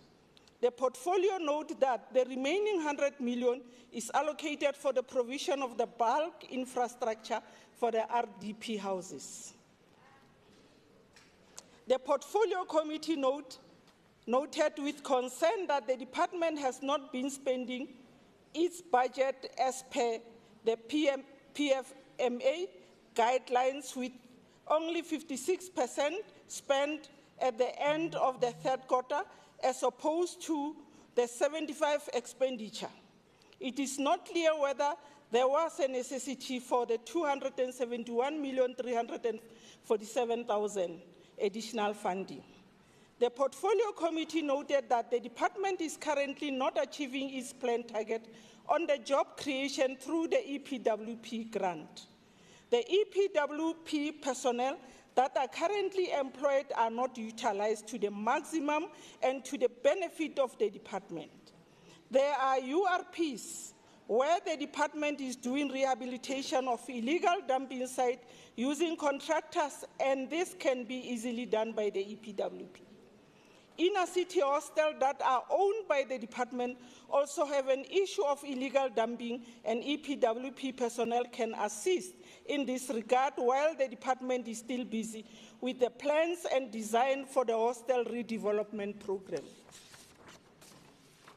Acting Speaker. On committee recommendation, the department should provide a report on which municipalities and projects benefited from the 271,347,000 funding. Recommendation number 2, the department should ensure that the amount allocated to infrastructure is spent to avoid money sent back to the Treasury before the end of the financial year. On acknowledgement, the Portfolio Committee wishes to thank the MEC for Human Settlement, Honorable El Maile, the head of the department, Ms. P. Mbanjwa, and her team. The chairperson further wishes to acknowledge and express her gratitude to the honorable members of the Portfolio Committee on Human Settlement, Ms. Honorable Armohali, G. Sneyman, M. Shirota, E. Duplessis, B. Dlamini, and Ms. Keitong. Furthermore, the Portfolio Committee would like to express appreciation for the contribution of the following staff members: Group Committee Coordinator, Ms. Z. Mbanzwambala, Senior Researcher, Ms. S. Nenoli, Committee Researcher, E.A. Gwebani, Senior Committee Coordinator, Ms. J. Moteke, Community Administrator, Ms. N. Zimakwe, Service Officer, Ms. P. Timba, Hansat Recorder, Ms. N. Bonani, Senior Information Officer, Ms. Lebohang Ngume, and Media Officer, Ms. Z. Musweni, for their dedication and commitment. On adoption, in terms of Rule 117, subsection 2C, read with Rule 164, the Portfolio Committee on Human Settlement present the oversight report on the Provincial Adjustment Appropriation Bill 2022 for the Department of Human Settlement for the 2022-2023 financial year for adoption, taking into account the recommendation made in this report. I thank you, Acting Speaker. Thank you, Member Ndlovana. Is there a seconder?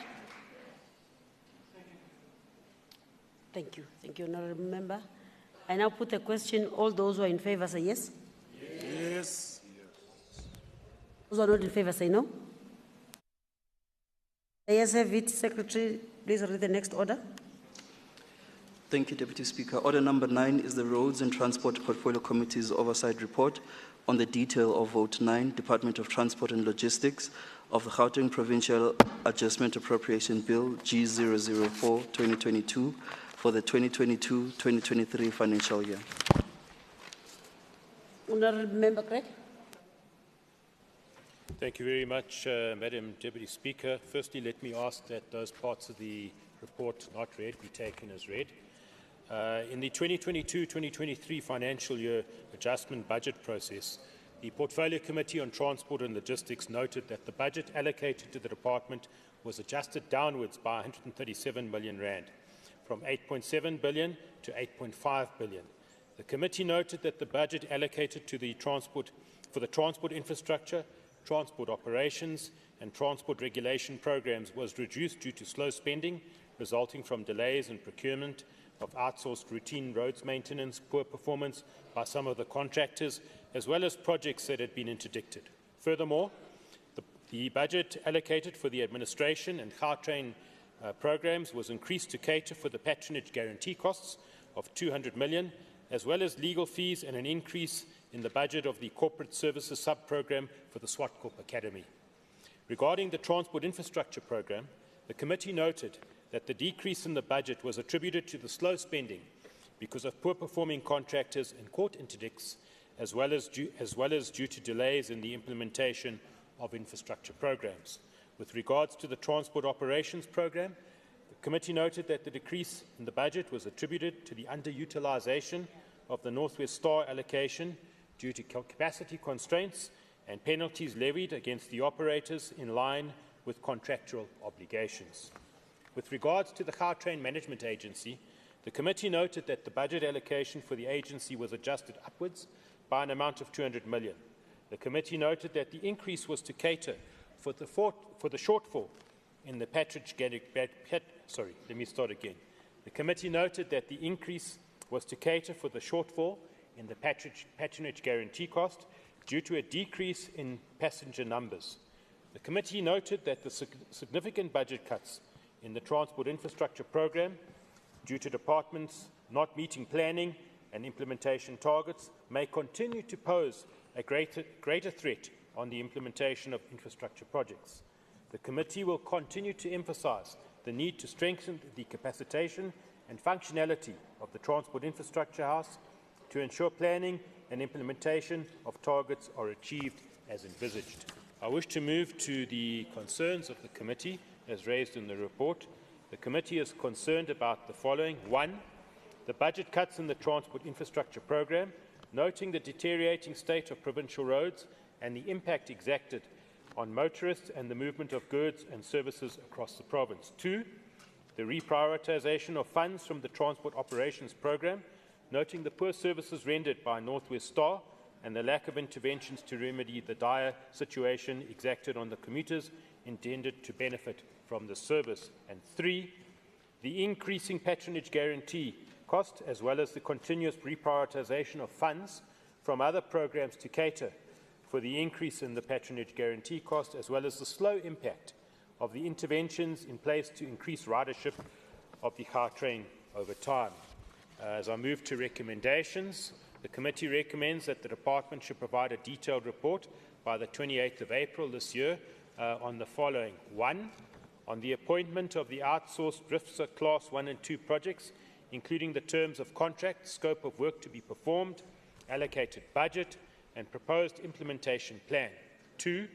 Intervention measures in place, implementation plan and progress today to improve the services provided by North West Star and all other contracted subsidised bus operators in the province. And 3. On the implementation of intervention measures to reduce the patronage guarantee costs and the impact of these measures on increasing ridership of the MTF period. On behalf of the committee, we would like to express our appreciation to the MEC Diali Tlabela, her HOD and team for their support during this process. I would also like to express appreciation to all members of the Portfolio Committee for their participation in the process. And finally, we'd like to express our appreciation to all staff members for their assistance during this process. I just want to find, as I conclude, after due consideration, the Roads and Transport Portfolio Committee adopted the report on Adjustment Budget Vote 9 of the Appropriation Bill for 2022-2023. In terms of Rule 1172C, read together with Rule 164, the Portfolio Committee on Roads and Transport recommends that the report on the Adjustment Budget Vote 9 of the Appropriation Bill for 2022-23 be adopted, taking into account the concerns and recommendations tabled in this report. I thank you. Thank you, Member Craig. Is there a seconder? Madam Deputy Speaker, thank you. I would like to second the report. Thank you. Thank you, Honourable Duplessis. I now put the question. All those in favour say yes? Yes. Those not in favour say no? Thank you. The yes have it. Secretary, the next order, 10th order. Thank you, Deputy Speaker. The 10th order is the Community Safety Portfolio Committee's Oversight Report on the detail of Vote 10 of the Gauteng Provincial Adjustment Appropriation Bill G004-2022 for the 2022-2023 financial year. Honourable Masuku. Masuku Light, Deputy Speaker. Deputy Speaker, Masuku Light. Okay, Honourable Masuku Light. Thank you.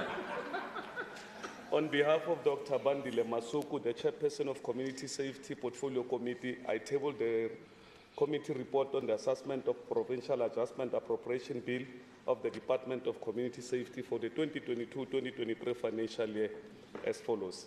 Madam Speaker, part of the reports that are not going to be read may they be considered as read, and therefore the report will focus on executive summary, committee concerns and recommendation, acknowledgements, and adoption. On the executive summary, This report provides a summary of the committee assessment on the Provincial Adjustment Appropriation Bill of the Department of Community Safety for the 2022-2023 financial year. At the beginning of 2022-2023 financial year, the department received 1.1 billion. After the budget adjustment, the department allocation increased to 1.3 billion. This was an increase of 221 million, marking 19% increase. The committee noted the department's effort to reprioritize funds aimed to achieve the provincial elevated crime prevention priorities as set out by the Premier of the province. These priorities included the deployment of crime prevention wardens and procurement of patrol vehicles, helicopters, and drones to enhance policing efforts. The committee further noted the report that an additional 172.8 million was allocated to the department to support the achievement of these priorities. The committee also noted the report that 21 million was rolled over from the previous year's allocation. Also, 22 million was reprioritized to supplement spending pressures which emanate from the prior year commitments and accruals. The committee welcomed the additional funding allocated to the department and believe that the outlined provincial priorities will yield positive outcomes in relation to crime prevention and reduction. The committee will, on continuous basis, monitor implementation of these priorities as part of its oversight mandate. On committee concerns, the committee made the following observation and concerns. One, the committee knows the elevated crime prevention priorities as outlined by the department. Two, the committee is concerned by the delay in the establishment of the Provincial Integrated Command Center. Three, the committee is concerned about the constant increase on crime. The proposed committee recommendation are as follows. One, the department must submit a progress report on implementation of all elevated crime prevention priorities. Department must provide a progress report on the establishment of the Provincial Integrated Command Center. And last one, the department must provide a report on the deployment and functionality of the crime prevention wardens in crime reduction. The committee requests to the MEC that all this be submitted by the 28th of April 2023.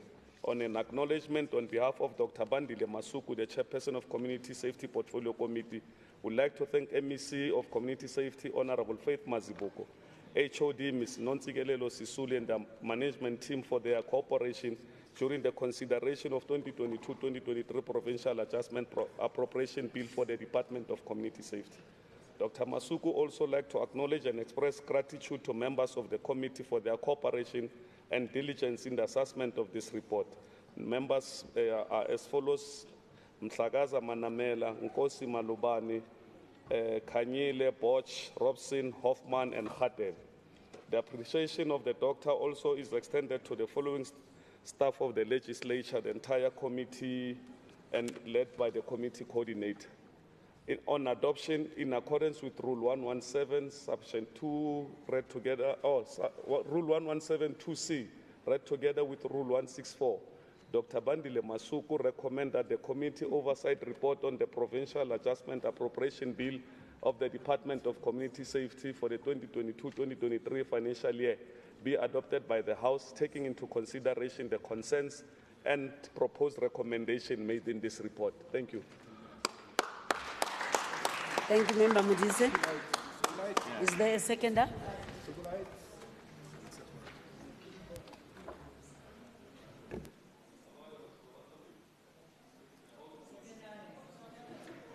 I'm also a member. Speaker, I second the report. Thank you. I now put the question. All those who agree with the adoption of the report say yes. Yes. Those who do not agree say no. The yes have it. Secretary, please take us to the next order. Thank you, Deputy Speaker. Order number 11 is the Environment, Agriculture and Rural Development Portfolio Committee's Oversight Report on the detail of Vote 11 of the Gauteng Provincial Adjustment Appropriation Bill G004-2022 for the 2022-2023 financial year. Honorable Kekan. Thank you very much, Honorable Speaker, for the opportunity. Greetings to the Premier, members of the Executive, honorable members of the House. the people of Gauteng, as well as our officials. Madam Speaker, I, Rufilo Kekana, Chairperson of the Environment, Agriculture and Rural Development Portfolio Committee, hereby presents the Committee Oversight Report on the Provincial Adjustment Appropriation Bill G004 to 2020 for the Gauteng Department of Environment, Agriculture and Rural Development as follows. And I would request the House to take parts of the report that I'm not going to read as read. On the executive summary, the adjustment budget provides an opportunity to make permissible amendments to the budget in response to changes that have affected planned spending. Section 31, subsection 1 of the Public Finance Management Act provides that the member of the Executive Council for Finance in a province may table an adjustment budget in the provincial legislature. Thus, the adjustment budget is tabled primarily to appropriate funds to various types of spending aimed at implementation of the growing Gauteng Together 2030, including key focus on the elevated priorities to the end of the sixth administration. The committee noted that the adjustments made to the department's budget are mainly to give effect to changes in the equitable share allocation and conditional grants, amongst others. The department's main allocated budget for the year under review was 1.042 billion and has been adjusted upwards to 1.125 billion, increasing by a net amount of 83 million. As a result, the budget was adjusted upwards by 8%. Madam Speaker, the Gauteng Department of Agriculture, Rural Development and Environment had the budgets for all three programs revised upwards, with Program 3 getting the biggest percentage increase of just over 18%, which translates to a 53,250,000 monetary increase. The additional budget provided in the mid-year adjustments for the three programs amounts to 83 million. The administration program recorded a 6.8% increase, and the agriculture program received the lowest percentage increase of just 2.43%. which translates to 11,836,000. The overall effect in the budget for the GDAT as a result is an upward adjustment of 7.98%, which will be used for inter alia farm inputs, salary increments, work tools, and consumables for staff. The committee welcomes the increment with a view that it will benefit the farming community, the environment, as well as the client base of the department's services. The committee further noted that the department received a rollover of 7.4 million for the following: the procurement of laptop screens, the rugged devices and protective clothing for agricultural extension officers, the installation of garden shade nets, the equipping of boreholes, the construction of new fences, and the supply and delivery of inputs and equipment for piggery and poultry. The breakdown of the adjustment amounts of 83.1 million is as follows, Madam Speaker. 29 million relates to the equitable share, including goods and services, and 17 million is for the conditional grants. The balance of the 39.2 million is for improvement of conditions of services for employees in level 1 to 12, and the shortfall on compensation of employees. The committee further noted with concern that an amount of 2.5 million was surrendered from the infrastructure delivery management services due to the reduction of scope of work for the construction of a fence at A.B. Bailey Nature Reserve. On the reprioritization submitted, the department reported that the following reprioritization was submitted to Provincial Treasury to make provision for the following: 6.7 million for veterinary services and 25 million moved from milling plant and agri-parks projects due to slow implementation of infrastructure affecting approval of the project initiation report and capacity to implement, which led to sourcing a DBSA. The projects were reprioritized to accommodate new priorities to the extension of the EPWP graduates program and to upscale the BKB and EPWP cleaning up projects and to produce wheelie bins and skip bins in relation to the TISH program. The committee noted that no adjustments were made in the 2022-23 annual performance plan. The areas of focus were already in the current plan, and the department reported that any over or underachievement as a result of the elevated areas of focus by the Premier will be explained in the department's annual report. On committee concerns, the committee is concerned about the slow implementation of infrastructure approval in relation to the project initiation report and its impact on service delivery, on infrastructure delivery. And furthermore, they are concerned about the surrendering of funds from the IDMS. On recommendations, the Portfolio Committee recommends that the department should expedite the infrastructure delivery and provide a report detailing measures taken to ensure this, and this must be submitted by the 30th of May, 2023. On acknowledgements, the Portfolio Committee on Environment, Agriculture and Rural Development wishes to thank the MEC for Environment, Agriculture and Rural Development, the head of the department, and her team of officials. The chairperson also further wishes to acknowledge and express her gratitude to the honorable members of the Portfolio Committee, Member Kanyane, Member Honorable Ndlovu, Member Engelbrecht, Honorable Miller, Honorable Dos Santos, Honorable Makene, Honorable Khadebe, for their participation in this process. Furthermore, the Portfolio Committee likes to express appreciation to the contribution of the following support staff members, and I will mention their names: the Group Committee Coordinator, Mr. Tibu Dibe, the Committee Researcher, Mr. Mabuza, Committee Coordinator, Ms. El Mampe, Administrative Assistants, Ms. Mgadi, Hansat Recorder, Ms. Moremi, Senior Information Officer, Ms. Jenny Kivitz, and Communication Officer, Mr. Sinatemba Sibia. Service Officer, Ms. Busisu Enklapo, and Public Participation Officer, Mr.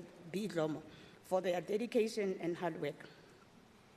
On adoption of the report, after due consideration, the Environment, Agriculture and Rural Development Portfolio Committee unanimously adopted the Gauteng Department of Environment, Agriculture and Rural Development Budget Vote 11 report for the 2022-23 financial year. And in terms of Rule 117, subsection 2C, read together with Rule 164, the committee presents to this House and recommends the adoption of the committee's oversight report on the Gauteng Department of Agriculture and Rural Development Budget Vote 11 report for 2022-23 financial year. I thank you, Deputy Speaker. Thank you. Is there a seconder? Thank you, Honorable Engelbrecht. I now put the question. Those who agree with adoption, say yes. Yes. Those who do not agree, say no. The yes have it. Honorable MEC Ralihuku, Honorable Makwala, and Honorable Mukwebu, what you did today, you must not do in the next sitting. Just look under the table, you'll know what I mean. The wearing of sneakers in the next sitting. Yes. Thank you very much. Honorable, Secretary, please take us to the next order. Thank you, Deputy Speaker. Order number 12 is Sport, Recreation, Arts and Culture Portfolio Committee's Oversight Report on the detail of Vote 12 of the Gauteng Provincial Adjustment Appropriation Bill G004-2022 for the 2022-2023 financial year. Honorable Ndlovu. Asbonge, Speaker, I, Member Ndlovu, on behalf of the Sports, Arts, Culture and Recreation Portfolio Committee, hereby presents the Oversight Report on the detail of Vote 12, Gauteng Department of Sports, Arts, Culture and Recreation, First Gauteng Provincial Adjustment Appropriation Bill. Speaker, may I request that parts of the report that I will not read be considered as read by the House. The purpose of the Sports, Recreation, Arts and Culture Portfolio Committee Oversight Report on the detail of the Gauteng Department of Sports, Arts, Culture and Recreation Adjustment Budget is to examine the implications of the adjusted budget allocations for the current financial year regarding annual performance plans of the department.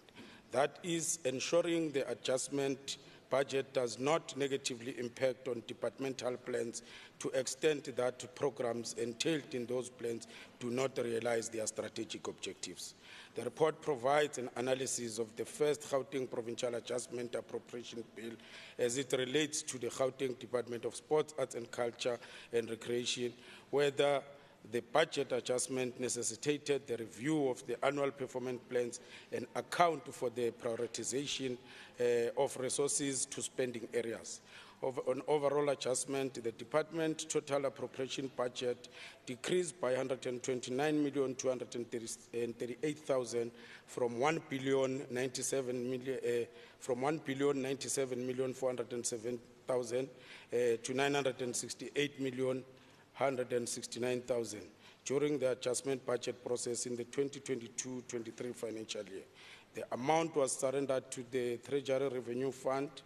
The reasons provided for this downward budget adjustment were delays in the implementation of programs due to the vacancy rate within the department that has affected the implementation of programs meant to benefit the people of Gauteng. This is despite the committee recommendations on filling of the vacant positions to fast-track service delivery in the previous financial year. The committee is concerned about the implementations of this on the department's future budgets because they fail to spend what has been allocated to them on an annual basis. Furthermore, the committee noted that the reasons provided for the adjustment are like those provided in the previous financial year, whereby the budget of the department was adjusted downward by 42,345,000 and an underspending of 295,595,000 was recorded at the end of the said financial year. Out of the amount surrendered in the current financial year, 36,900,000 was for the vacant post, an amount of 15 million from the operationalization of the Women's Living Heritage Monument, 20 million from the operationalization of the Provincial Archive Center, 30 million from the bidding and hosting of major events, and 10 million from the Wednesdays League school sports program, and 3.5 million from the Kagiso Memorial and Content. Furthermore, an amount of 13,878,000 was surrendered on the infrastructure programs. It is concerning that all programs adjusted their allocated annual budget projections downwards. The concern is that this translates to service delivery compromise. In Program 1 administration, in the financial year, this program was allocated an amount of 175,068,000. This amount was adjusted to 155,165,000 during the adjustment process, reflecting a 19,903,000 decrease. On Program 2, the allocation for cultural affairs program decreased from 244,161,000 that was allocated in the year under review to 205,633,000 during the adjustment process. This shows a 38,528,000 decrease. On Program 3, library and archival services, the budget allocation for this program has been adjusted from 333,196,000 to 302,839,000, reflecting a 30,350,000 decrease. Program 4, Sports and Recreation, the program was allocated an amount of 344,982,000, and this amount was decreased to 304,532,000, indicating a 40,450,000 adjustment. Recommendations, the committee recommends the following: that the department should ensure proper planning to avoid rollovers, variants and shifting of funds, and ultimately underspending, compromising service delivery. A plan should be sent to the committee by the 28th of April in 2023. On acknowledgements, we wish to thank the Honorable MEC of Sports, Arts, Culture and Recreation, Ms. Musupe, and the Acting HOD Mashinini, and the senior officials from the department for their participation in the Gauteng Provincial First Provincial Adjustment Appropriation Bill Vote 12 report. I further extend the appreciation for dedication and commitment shown during the process by all members of the Portfolio Committee. And the committee also thank the committee's support staff for their role throughout this process. On adoption, in accordance with Rule 117, subsection 2C, read together with Rule 164, the Portfolio Committee on Sports, Arts, Culture and Recreation recommends that the report on the detail of budget, vote 12, Gauteng Department of Sports, Art, Culture and Recreation, first Provincial Adjustment Appropriation Bill be adopted by the House. Thank you, Speaker. Thank you, Honorable Member. Is there a seconder? Honorable Bishop. Yes, I rise to second, Honorable Speaker. Thank you. I now put the question. Those who agree with adoption, say yes. Yes. Those who do not agree, say no. The yes have it. Thank you. Secretary, the next order. Thank you, Deputy Speaker. Order number 13 is the Cooperative Governance, Research, Traditional Affairs and E-Government Portfolio Committee's Oversight Report on the detail of Vote 13 of the Gauteng Provincial Adjustment Appropriation Bill G004-2022 for the 2022-2023 financial year. Member Hassan, Honorable Member Hassan. Thank you very much, Deputy Speaker. I, Honourable Hassan, Chairperson of the Cooperative Governance, Traditional Affairs, Research and Development and the E-Government Portfolio Committee, presents the Oversight Report on the detail of the Department of E-Gov Vote 13 on the Adjustment Appropriation Bill. I'll take the parts of the report that I don't read as read. The budget reflects the commitment to put plans in place to improve the lives of our people. This adjustment budget is tabled by the Department in line with Section 3(1) of the Public Finance Management Act. It is important to ensure that the strategic plans and annual performance plans tabled at the beginning of the financial year are adapted and targeted to respond to the socio-economic reality, so that programs are reprioritised and tailored for specific sectors and for specific vulnerable groups within our province. The Gauteng Department of E-Gov, herein referred to as the department, is charged with the responsibility in bridging the digital divide in the province, as well as providing governmental services through information communication technologies, including broadband initiatives. ICT is vital in modernising and maximising the delivery of public services and has been identified as one of the key pillars of the National Development Plan 2030. As well as the Gauteng Vision of 2055 as led by former Premier Nomvula Mokonyane. It is seen as a catalyst for transforming the economy by creating more jobs and bridging that digital divide. To attain its objectives, the department was initially allocated an amount of 1.69 billion rand rounded up at the beginning of the 2022-2023 financial year. That amount increased to 1.74 billion rand rounded up during the adjustment process. The increase is due to an improved rollover amount of 45.48 million rand. Various shifts in environments were made within programs to allocate funds to other services within the department.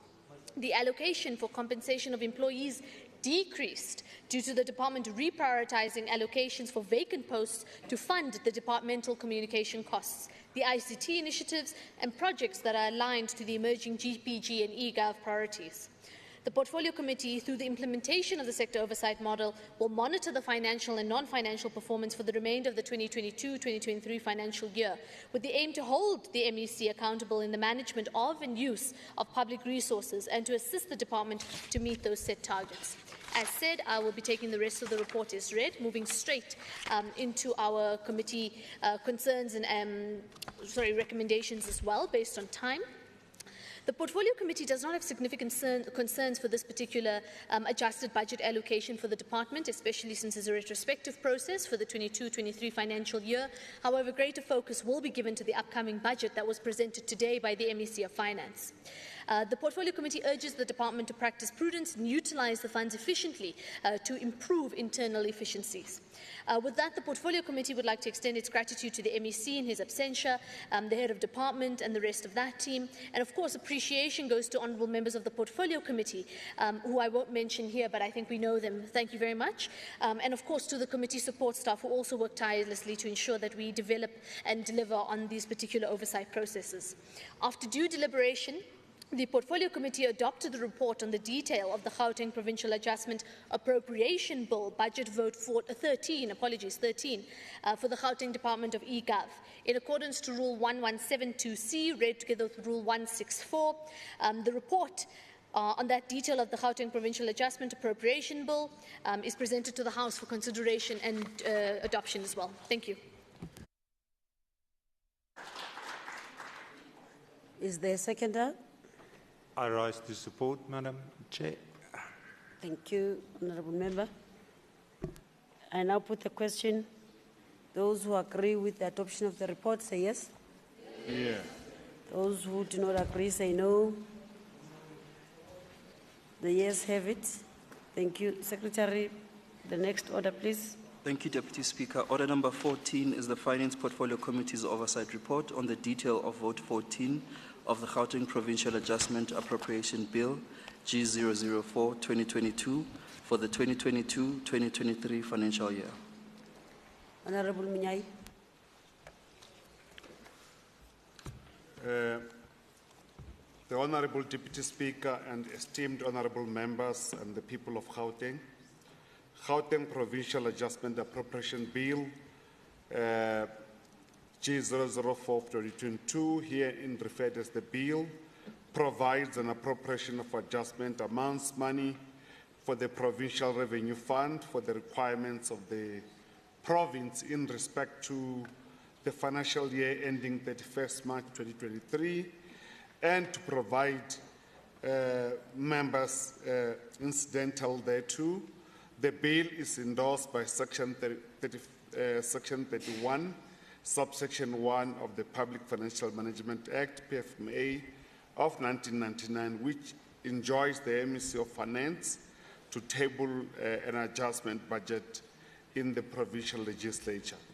And again, Honourable Deputy Speaker, I'll take it this report has been read, take it as read, and the bill, of course, is in line with the Section 31(2)A from A to G of the PFMA.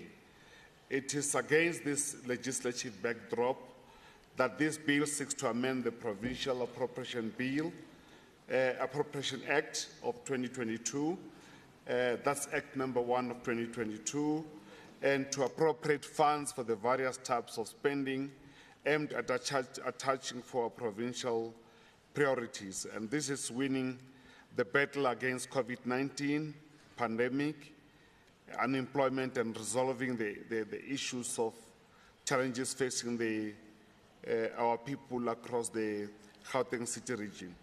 The bill seeks to appropriate funds for various types of spending aimed to ensure that the province can achieve the vision on behalf the vision for better life of the citizen. The priorities include economic recovery by prioritizing township, strengthening the immediate fight against crime, corruption, vandalism, and overcoming lawlessness, improving living standard in the township, informal settlement and hostels, prioritization of health and wellness of our people, strengthening the capacity of the state to deliver effectively and efficiently. Moreover, the adjustment budget also includes the internal reprioritization of the year 2022-2023 budget baseline by provincial department to address emerging risk and redirect the funds from the areas where there's a slow spending to support the elevated priorities. To this effect, Honourable Deputy Speaker, to adjust appropriation decrease by 108.9 million to 792.9 million to 684 million during the adjustment budget process. This report provides an analysis on the first Gauteng Provincial Adjustment Appropriation Bill, as I said, G004-2022, as it relates to Gauteng Provincial Treasury. Therefore, whether revised annual performance plans triggered budget adjustment and account to reprioritization to resource of spending cases. and as I said, this report should be considered as read. I'm going forward, Honorable Deputy Speaker, to say that the Portfolio Committee recommends that the following and the GPT response to this report, but the 28th April 2023, that the GPTs should also devise and submit strategy to fill the long existing vacant position within the organizational structure, whose prolonged non-filling is symbolic of poor planning or performance. Would like to really appreciate the cooperation of the MEC of Finance, Honorable Mamabolo, the head of department, Ma'am Nyani, as well as the senior official of the Gauteng Provincial Treasury, which in this regard is highly appreciated. Appreciation for diligence, dedication, and commitment shown during the processing of this schedule of Gauteng Provincial Affairs Provincial Adjustment Appropriation Bill G004 goes to all members of the honorable members of the portfolio, Honorable Mukhale, Honorable Dr. Dikhamela, Honorable Dr. Masuku, Honorable Randall, Honorable Atson, Honorable Robinson, Honorable Dilange, Honorable Makwala, Honorable Madlenkomo, and Honorable McCann. The committee committee's gratitude is extended to the following supporting staff: Group Committee Coordinator, Mr. T. Budibe, Senior Committee Coordinators, Ntate John Nsane, Researcher, Meshilwane, Legal Advisor, Mangobani, Senior Information Risk Ntsibande, Media Officer, Dikala, and also Committee Administrator Mabuza, as well as the Ms. Msimang, and also the hindsight by Mr. Singh. The committees again extend its gratitude to the following support staff: the Group Committee Coordinator, I think I've covered those issues. With respect to the adoption of the report, after extensive deliberation, the Portfolio Committee unanimously adopted the report on the detailed budget vote 14, Gauteng Provincial First Provincial Adjustment Appropriation Bill, and also in terms of Rule 117, Subsection 2C, Rule 164, the Finance Portfolio Committee present this House and recommend the adoption of this committee's oversight report on the detail of budget vote 14, Gauteng Provincial First Provincial Adjustment Appropriation Bill G004-2022. I thank you. Thank you, Honorable Member. Is there a seconder? Honorable Member. Thank you. I move to second the report. And I put a question. Those who agree with the adoption of the report say yes. Yes. Yeah. Yes. Those who do not agree say no. The yes have it. Secretary, please take us to the next order. Thank you, Deputy Speaker. Order number 15 is the Infrastructure Development Portfolio Committee's Oversight Report on the detail of Vote 15 of the Gauteng Provincial Adjustment Appropriation Bill G004-2022 for the 2022-2023 financial year. Honorable Mudise. Asibonge Sihlalo. We tabled this report today and we request that part of the report not read be considered as read. And if that is accepted, the report will then focus on executive summary, committee concerns and committee recommendations, acknowledgement and adoption. On the executive summary, Deputy Speaker, the oversight role of Infrastructure Development and Property Management Portfolio Committee, as prescribed in the standing rules of the Gauteng Legislature, makes it imperative for the committee to provide an analytical assessment of the state of the adjusted budget allocation to the Gauteng Department of Infrastructure Development and Property Management for the 2022-2023 financial year. The committee noted that the Gauteng Department of Infrastructure Development and Property Management adjusted overall budget allocation was increased from 3.3 billion main appropriation to an adjusted amount of 3.3. Okay, let me make it easy. From 3.3 billion 312 million 253,000 main appropriation to an adjusted amount of 3 billion 355 million 235,000. This amount is an increment of 43 million, which translates to 1.3% increment. The committee noted that administration program budget was increased from 384,429,000 to 417,907, amounting to 33,478,000, which translates to 8.7% increase. The committee noted that public works program budget was also adjusted upwardly from 2,668,243,000 to 2,774,780,000, which translates to 4% increment. The increment will be channeled towards the legal fees and to litigations, of which there was a contractor who sued the department on the Department of Health project for the supply of gas and has won the case in the regard. 43 million was required for the payment of the service provider. Concerning to the committee regarding the litigation, it was not clear to the committee as to how much budget was allocated to the lawsuits and who was responsible for the payment, if it was the declined department or the Department of Infrastructure Development. The committee noted that the expanded public works program budget was adjusted downwardly from 259,563,000 to 162,620,000, which translates to 0.37%. Responding to the committee on the decrease of the budget under this program, the department reported that the budget was not decreased, but a portion of the funds were reprioritized towards addressing youth unemployment, which has necessitated the redirection of funds to 2 additional youth programs, namely Vacant Land and Facility Program and the Health Maintenance Program. Additional 1,000 youth will be employed in each of these programs. Progress will be monitored by the committee during the first quarter reporting for the 2023-2024 financial year. As we move along to the committee concerns,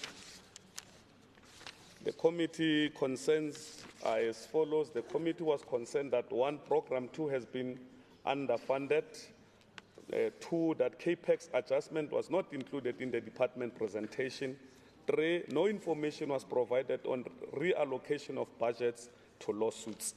The recommendation to the department, which must be responded by Friday, April 5, 2023, are as follows. 1, the department to ensure that in the next financial year, Program 2 is funded adequately to avoid shifting of funds from one program which are of strategic importance.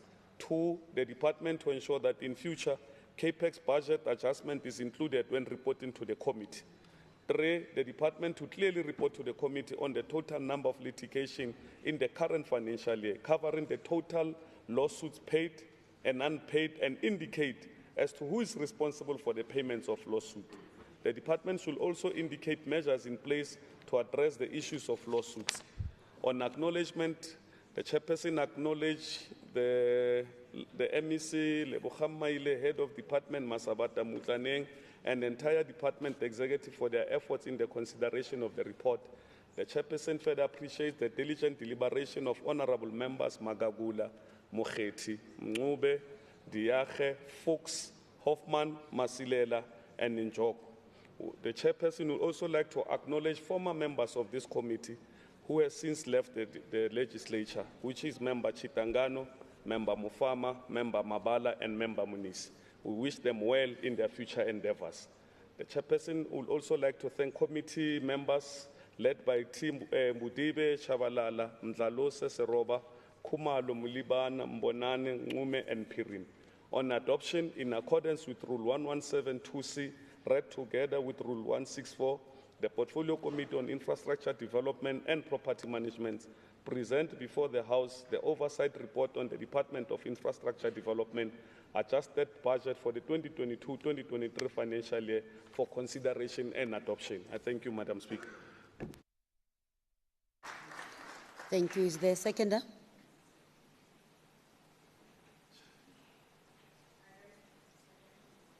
Thank you, Honourable Member. I now put the questions. Those who agree with the adoption, say yes. Those who do not agree, say no. Thank you. The yes have it. Secretary, next item, order. Thank you, Deputy Speaker. Order number 16 is the decision on the separate votes of the schedule to the Gauteng Provincial Adjustment Appropriation Bill G004-2022 for the 2022-2023 financial year. Thank you. I now put the question on vote 1, Office of the Premier. All those in favor say yes. Yes. Those not in favor say no. There's 2 declarations from Honorable Makwala and Honorable Tilange. Do you wish to go ahead and make your declarations? We're fine. You're fine. Honorable, thank you. Vote 3, Department of Economic Development. I now put a question on vote 3. All those who are in favor say yes. Yes. Not in favor say no. The yes have it. Sit down, sit down, sit down, settle down. Settle down. Honorable Mkweba, where is he? He has a declaration to make. Is he still interested? Do you know? It's fine. Honorable Tilange, are you good? Okay. Thank you. Settle down, Honorable Ramulio. On vote 4, Department of Health, I now put a question. Those who are in favor say yes. Yes. Not in favor say no. No. Honorable Tilange, do you still wish to make a declaration? On vote 4? The yes have it. Vote 5, Department of Education. Those in favor say yes. Yes. In favor say no. Honorable Elma Silela, do you still want to make a declaration? Honorable Tilange? You fine? Thank you. Vote 8, Human Settlement. Declarations will come from Honorable Tong and Honorable Tilange. I now put the question. All those in favor say yes. Yes. Those in favor, not in favor say no. Honorable Tong, where is she? Is she still interested? Honorable Tilange? Okay. Vote 9, Department of Roads and Transport. I put the question. Vote, those in favor say yes. Yes. Not in favor say no. No. Honorable Masilela, do you still want to declare? Honorable Tilange? You fine? Okay. Thank you. The yes have it. Vote 10, Department of Community Safety. Declarations will come from Honorable Ndankomo and Honorable Tilange. I now put the question. All those in favor say yes. Yes. Not in favor say no. Honorable Ndankomo, is she in? No? Fine. Honorable Tilange? Fine. Vote 11, Department of Agriculture. Honorable Mahene will make the declaration. All those in favor say yes. Yes. Not in favor say no. Honorable Mahene, still interested? Vote 12, Department of Sports, Arts and Culture. Declarations will come from Honorable Peach and Honorable Masoleng. I now put a question. Those in favor say yes. Yes. Not in favor say no. Honorable Peach in the House? Good. Masoleng? Good. Okay. On vote 13, Department of ECAF, declarations from N. Diagap, Member Makwala and Member Tilange. I now put the question. Vote 13. All those in favor say yes. Yes. Those in favor say no. Declaration, still interested? Diaga, Honorable Member? Thank you, Madam Deputy Speaker. Declaration on e-government on vote for the Gauteng Provincial Adjustment Appropriation Bill 2022. Deputy Speaker, in terms of Rule 106.1, I, Member De Jager, on behalf of the Democratic Alliance, wishes to make a declaration in terms of the Gauteng e-gov adjustment vote with an additional 45 million rand rollover from the previous financial year. We wish to indicate that we support the vote, but with the following reservations. While the department is still grappling with funding for Phase 2 and the rolling out of Phase 3, the department should apply for, with National Treasury for unique grant funding to expedite the rollout of Phases 4, 5 and 6. This will not only help with the economic recovery and economic development in the province, but significantly assist with connectivity and recovery of the township economy and help the youth with skills development, especially in township areas. Thank you. Thank you, Honourable Member. Honourable Makwala, Honourable Tilange. Good. Thank you. The yeas have it. Vote 14, Gauteng Provincial Treasury. I now put a question. All those in favour say yes. Yes. Those in favour say no. Honourable Mahene, do you still want to declare? Make a declaration? Good. Thank you. Honourable vote 15, Department of Infrastructure and Development. All those in favour say yes. Yes. Those in favour say no. No. Honourable Njogwe, do you still want to make a declaration? Honourable Tilange, good. Okay.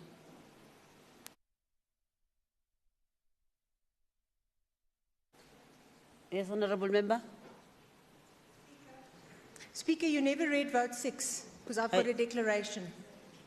Vote 6. Wait, that's way back. Let me check. Vote 6, sure.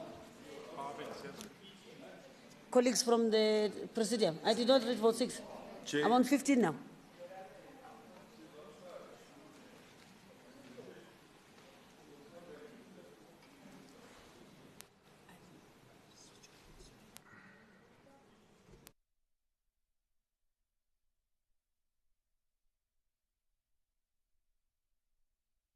Advice of vote 6, which is social development. Yes, thank you for that. Chair, Speaker, Honourable Diaga. Just a declaration from Member Fuchs that I'll be reading on his behalf. On? On vote 15. Or vote 15? Correct. Oh, I had not even done anything before. Honourable Member, they took me back to remind me about vote 6. You'll be noted for your declaration. I was checking Honourable Jogwe. I think I was advised that she's fine. Those who are in favour say yes. Yes. Those not in favour say no. You can go ahead, Honourable Member. Okay, yes. Thank you. Declaration on infrastructure development on the vote for the Gauteng Provincial Adjustments Appropriation Bill. Deputy Speaker, I rise on behalf of Member Fuchs in terms of Rule 106.1. The Democratic Alliance wishes to make a declaration in terms of the Gauteng Department of Infrastructure Development Adjustment vote. On numerous occasions in this House, we have mentioned that the Department of Infrastructure Development is massively underfunded. Although the reduction is relatively small, every cent counts, and therefore we oppose the amendment. I want to draw the attention to the House to the table under Clause 3.3, Declaration on Infrastructure. The table indicates a reduction in the budget for capital spending on infrastructure by 488 million rand. Infrastructure is the lifeblood of service delivery and the tool we have in the toolbox to support the economy. The reduction on infrastructure spending is therefore short-sighted and proves conclusively that the Premier does not know what triggers to pull to improve the lives of citizens. I thank you.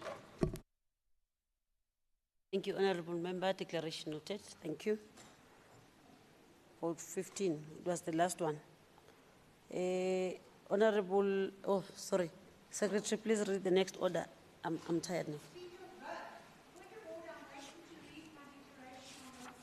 You are not on the paper, so I was not aware. If he had not drawn me to his attention, I would not have known. So no need for violence. It's okay. You can go ahead and declare. For 15, right? For 6. Oh, you wanted to declare. Oh, I thought you were just reminding me that I did not.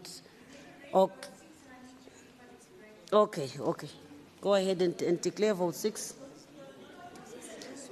Oh, exactly. Yeah, I'm tired now. Because there was nothing about vote 6, you will not read your declaration because we don't have a report. In fact, you acknowledged when I said it.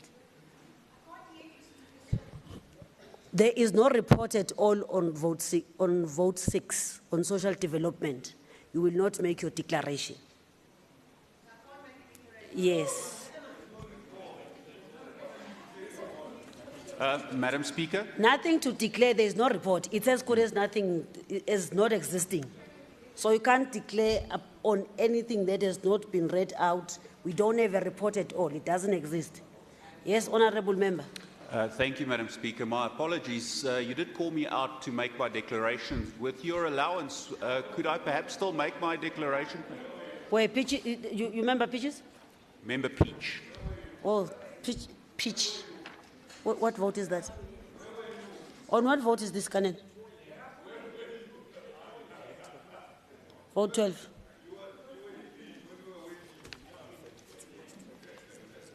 What vote was that? Member Peaches, you've forgotten.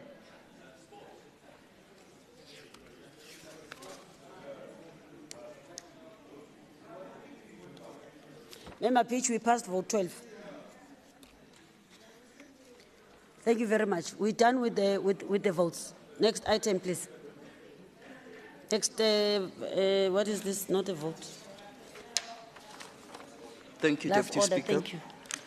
The next order is order number 17, which is the decision on the schedule of the Gauteng Provincial Adjustment Appropriation Bill G004-2022 for the 2022-2023 financial year.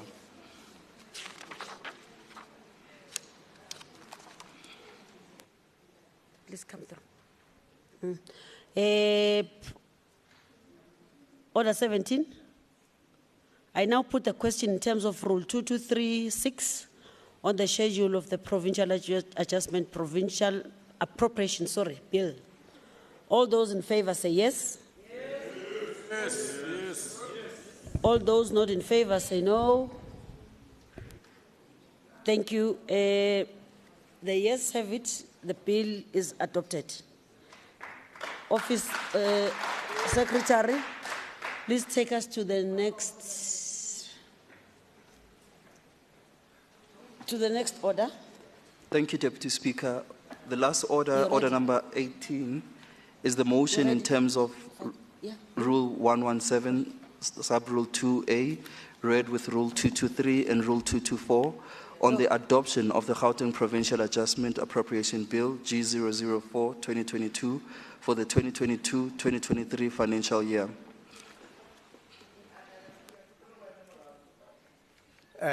Honourable MEC. Okay. Thank you very much, Deputy Chair of Chairs. Can I be protected? We have everything ready there. Can I be protected? Yeah, continue, MEC Mamabolo. Just asking, you have everything. I, the member of the Executive Council for Finance, Honourable Jacob Mamabolo, table the following motion in terms of Rule 1172A, read with Rule 223 and Rule 224 on the adoption of the Gauteng Provincial Adjustment Appropriation Bill, that this House adopts the Gauteng Provincial Adjustment Appropriation Bill for 2022-2023 financial year. Thank you.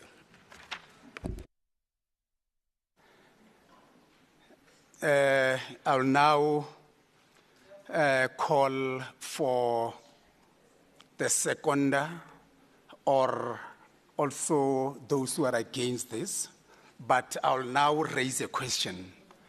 Those who are really in favor of this, say yes. Yes. And those who are not in favor, say no. The yes have it. Now we are Okay, that's true. Let me get first the seconder from here. Honorable Malema. Thank you very much, Deputy Chair of Committees. I rise to second. Thank you very much. Thank you very much. And now we get to the second part. And the second part, there's the issue of the roll call. And I'm going to suspend this House for about 10 minutes.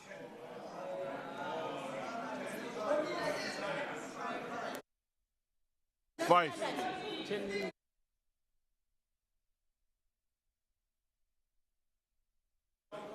Yeah, the bell will ring for 8 minutes. The bell is going to ring for 8 minutes. So you can really make it, and then we suspend the House.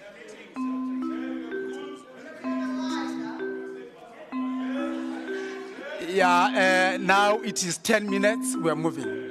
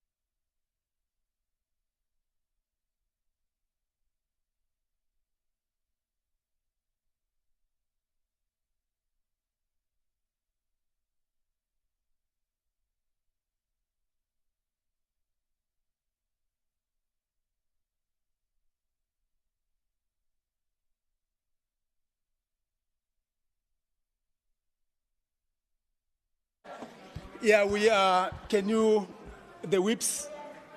Let's make sure that we are all here. Otherwise, we're going to close the doors now.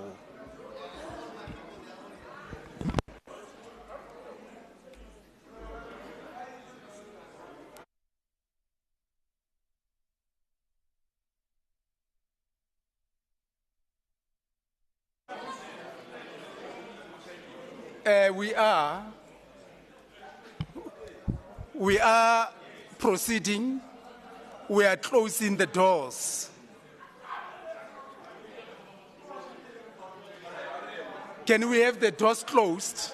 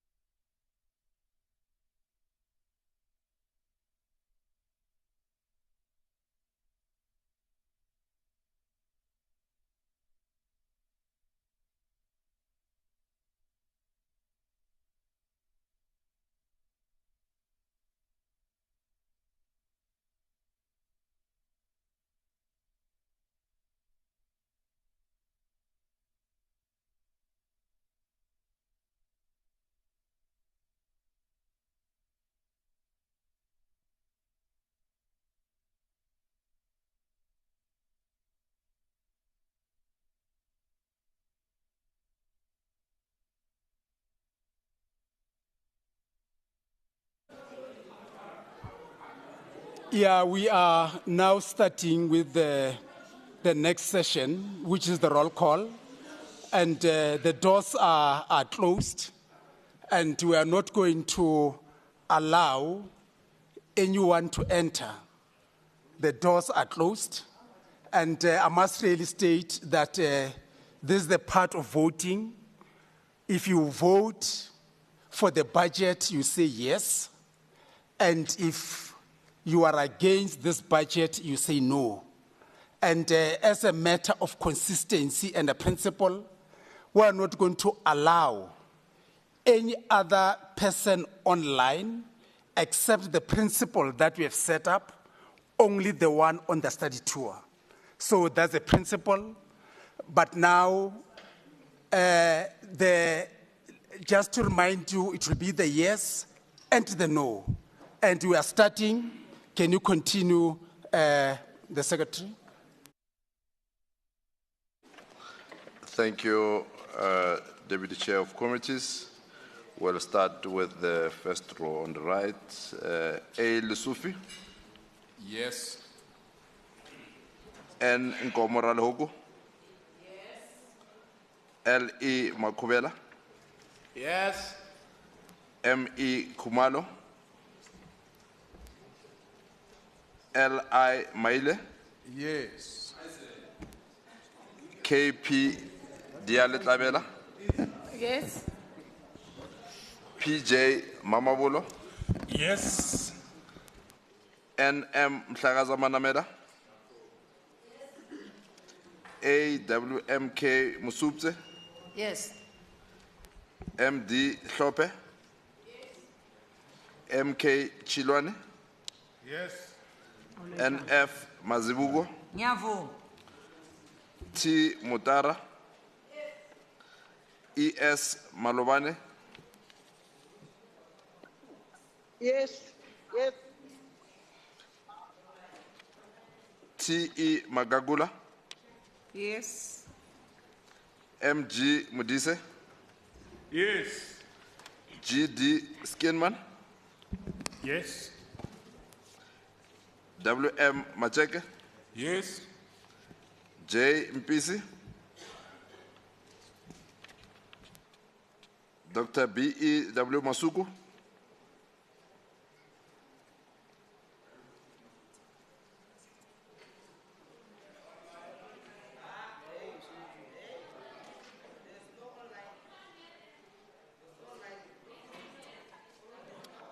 BP Mngube,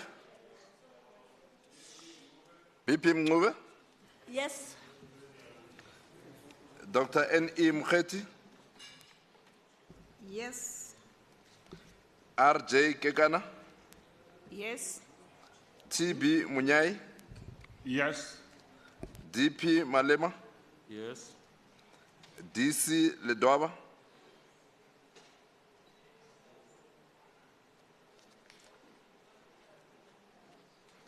DC Ledwaba, F Hassan, Yes. A Mukhale, AR Mukhale, Yes. Dr. MR Paladi Khamela, Yes. T Ndlovu, Yes. BE Letswalo, Advocate B.E. Letswalo. Yes. S Kanyile, Yes. SM Litsi, Litsie. Yes. MM Mfikwe, MM Mfikwe, Yes. Please leave it hand kakajeko. AA Ndlovana, Yes. ST Msimanga, JB Blom, Yes. IE Mkwebo, No. ADW Albert,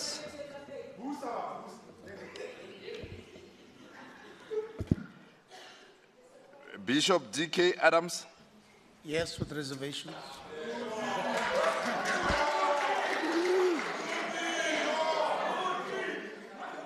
BW Dlamini, Yes.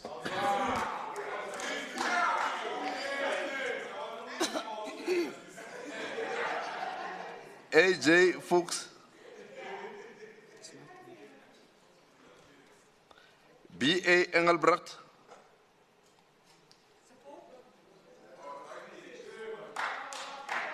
NSWC,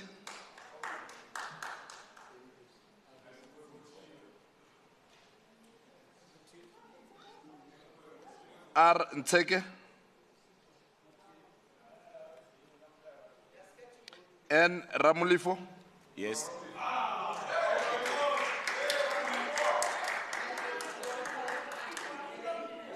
BF Badenost, Nia. K Tong, No. P Makwala,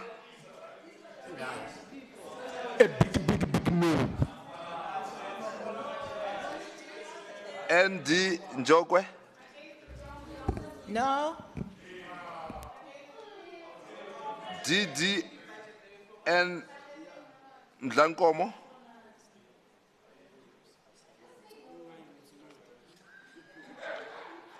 WD Peach, Yes, with reservation. A.M. Randall, Yes.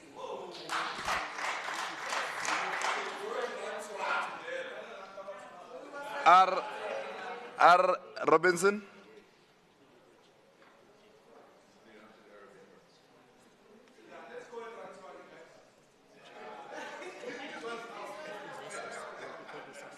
E. P. Duplessis, Yes. A.W. Silas, Yes.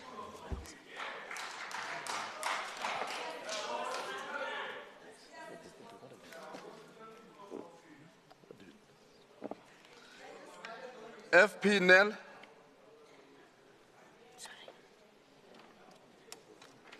J.J. Hoffman, A. Dilange, No.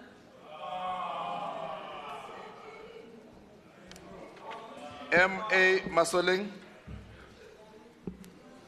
Epic, no. L. Masilela, Cha. B. McKenna, No. N. D. Radebe,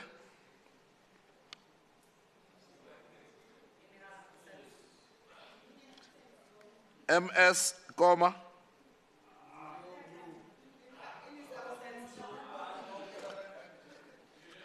M.H. Serota, Yes. M.S. Chabalala, Yes. J. Miller, Yes. C. Bosch,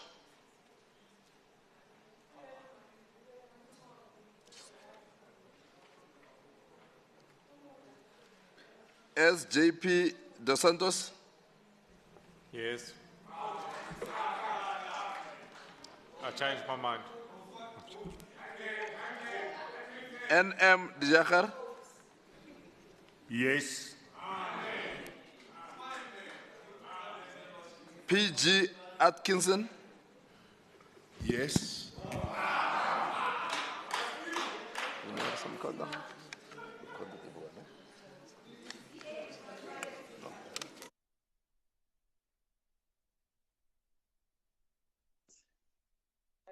Masuku, yes.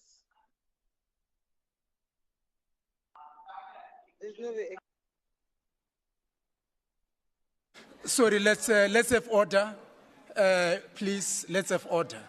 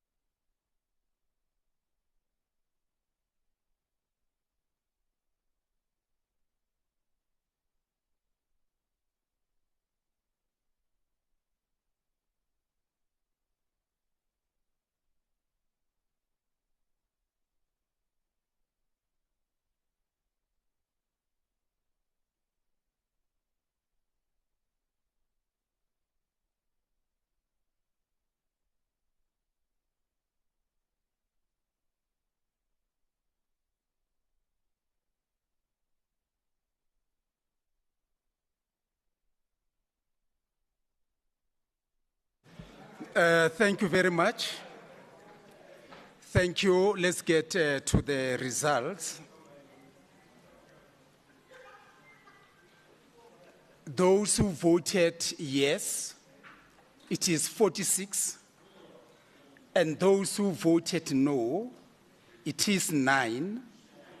And those absent and then also not responding, it is 16. But we had only 2 that never, we count them as absent.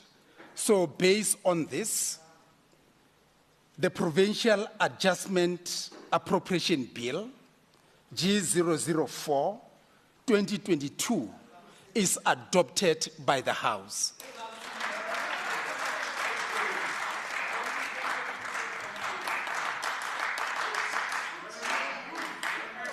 Now, lastly, let's get our whips, party whips, to come and observe and do the signature.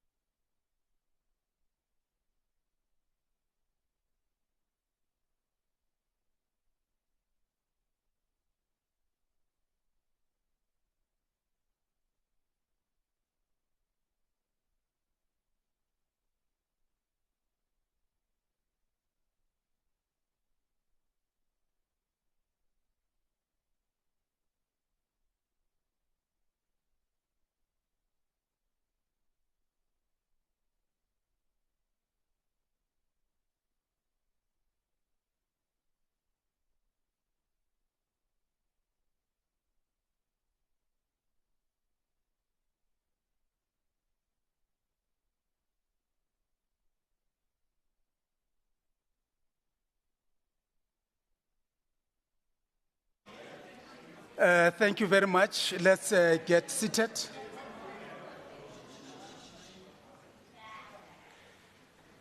Now, this concludes the business of the day, and the next meeting will be on Tuesday, the 28th of March. And thank you very much. You can stand up. This is the end. Thank you.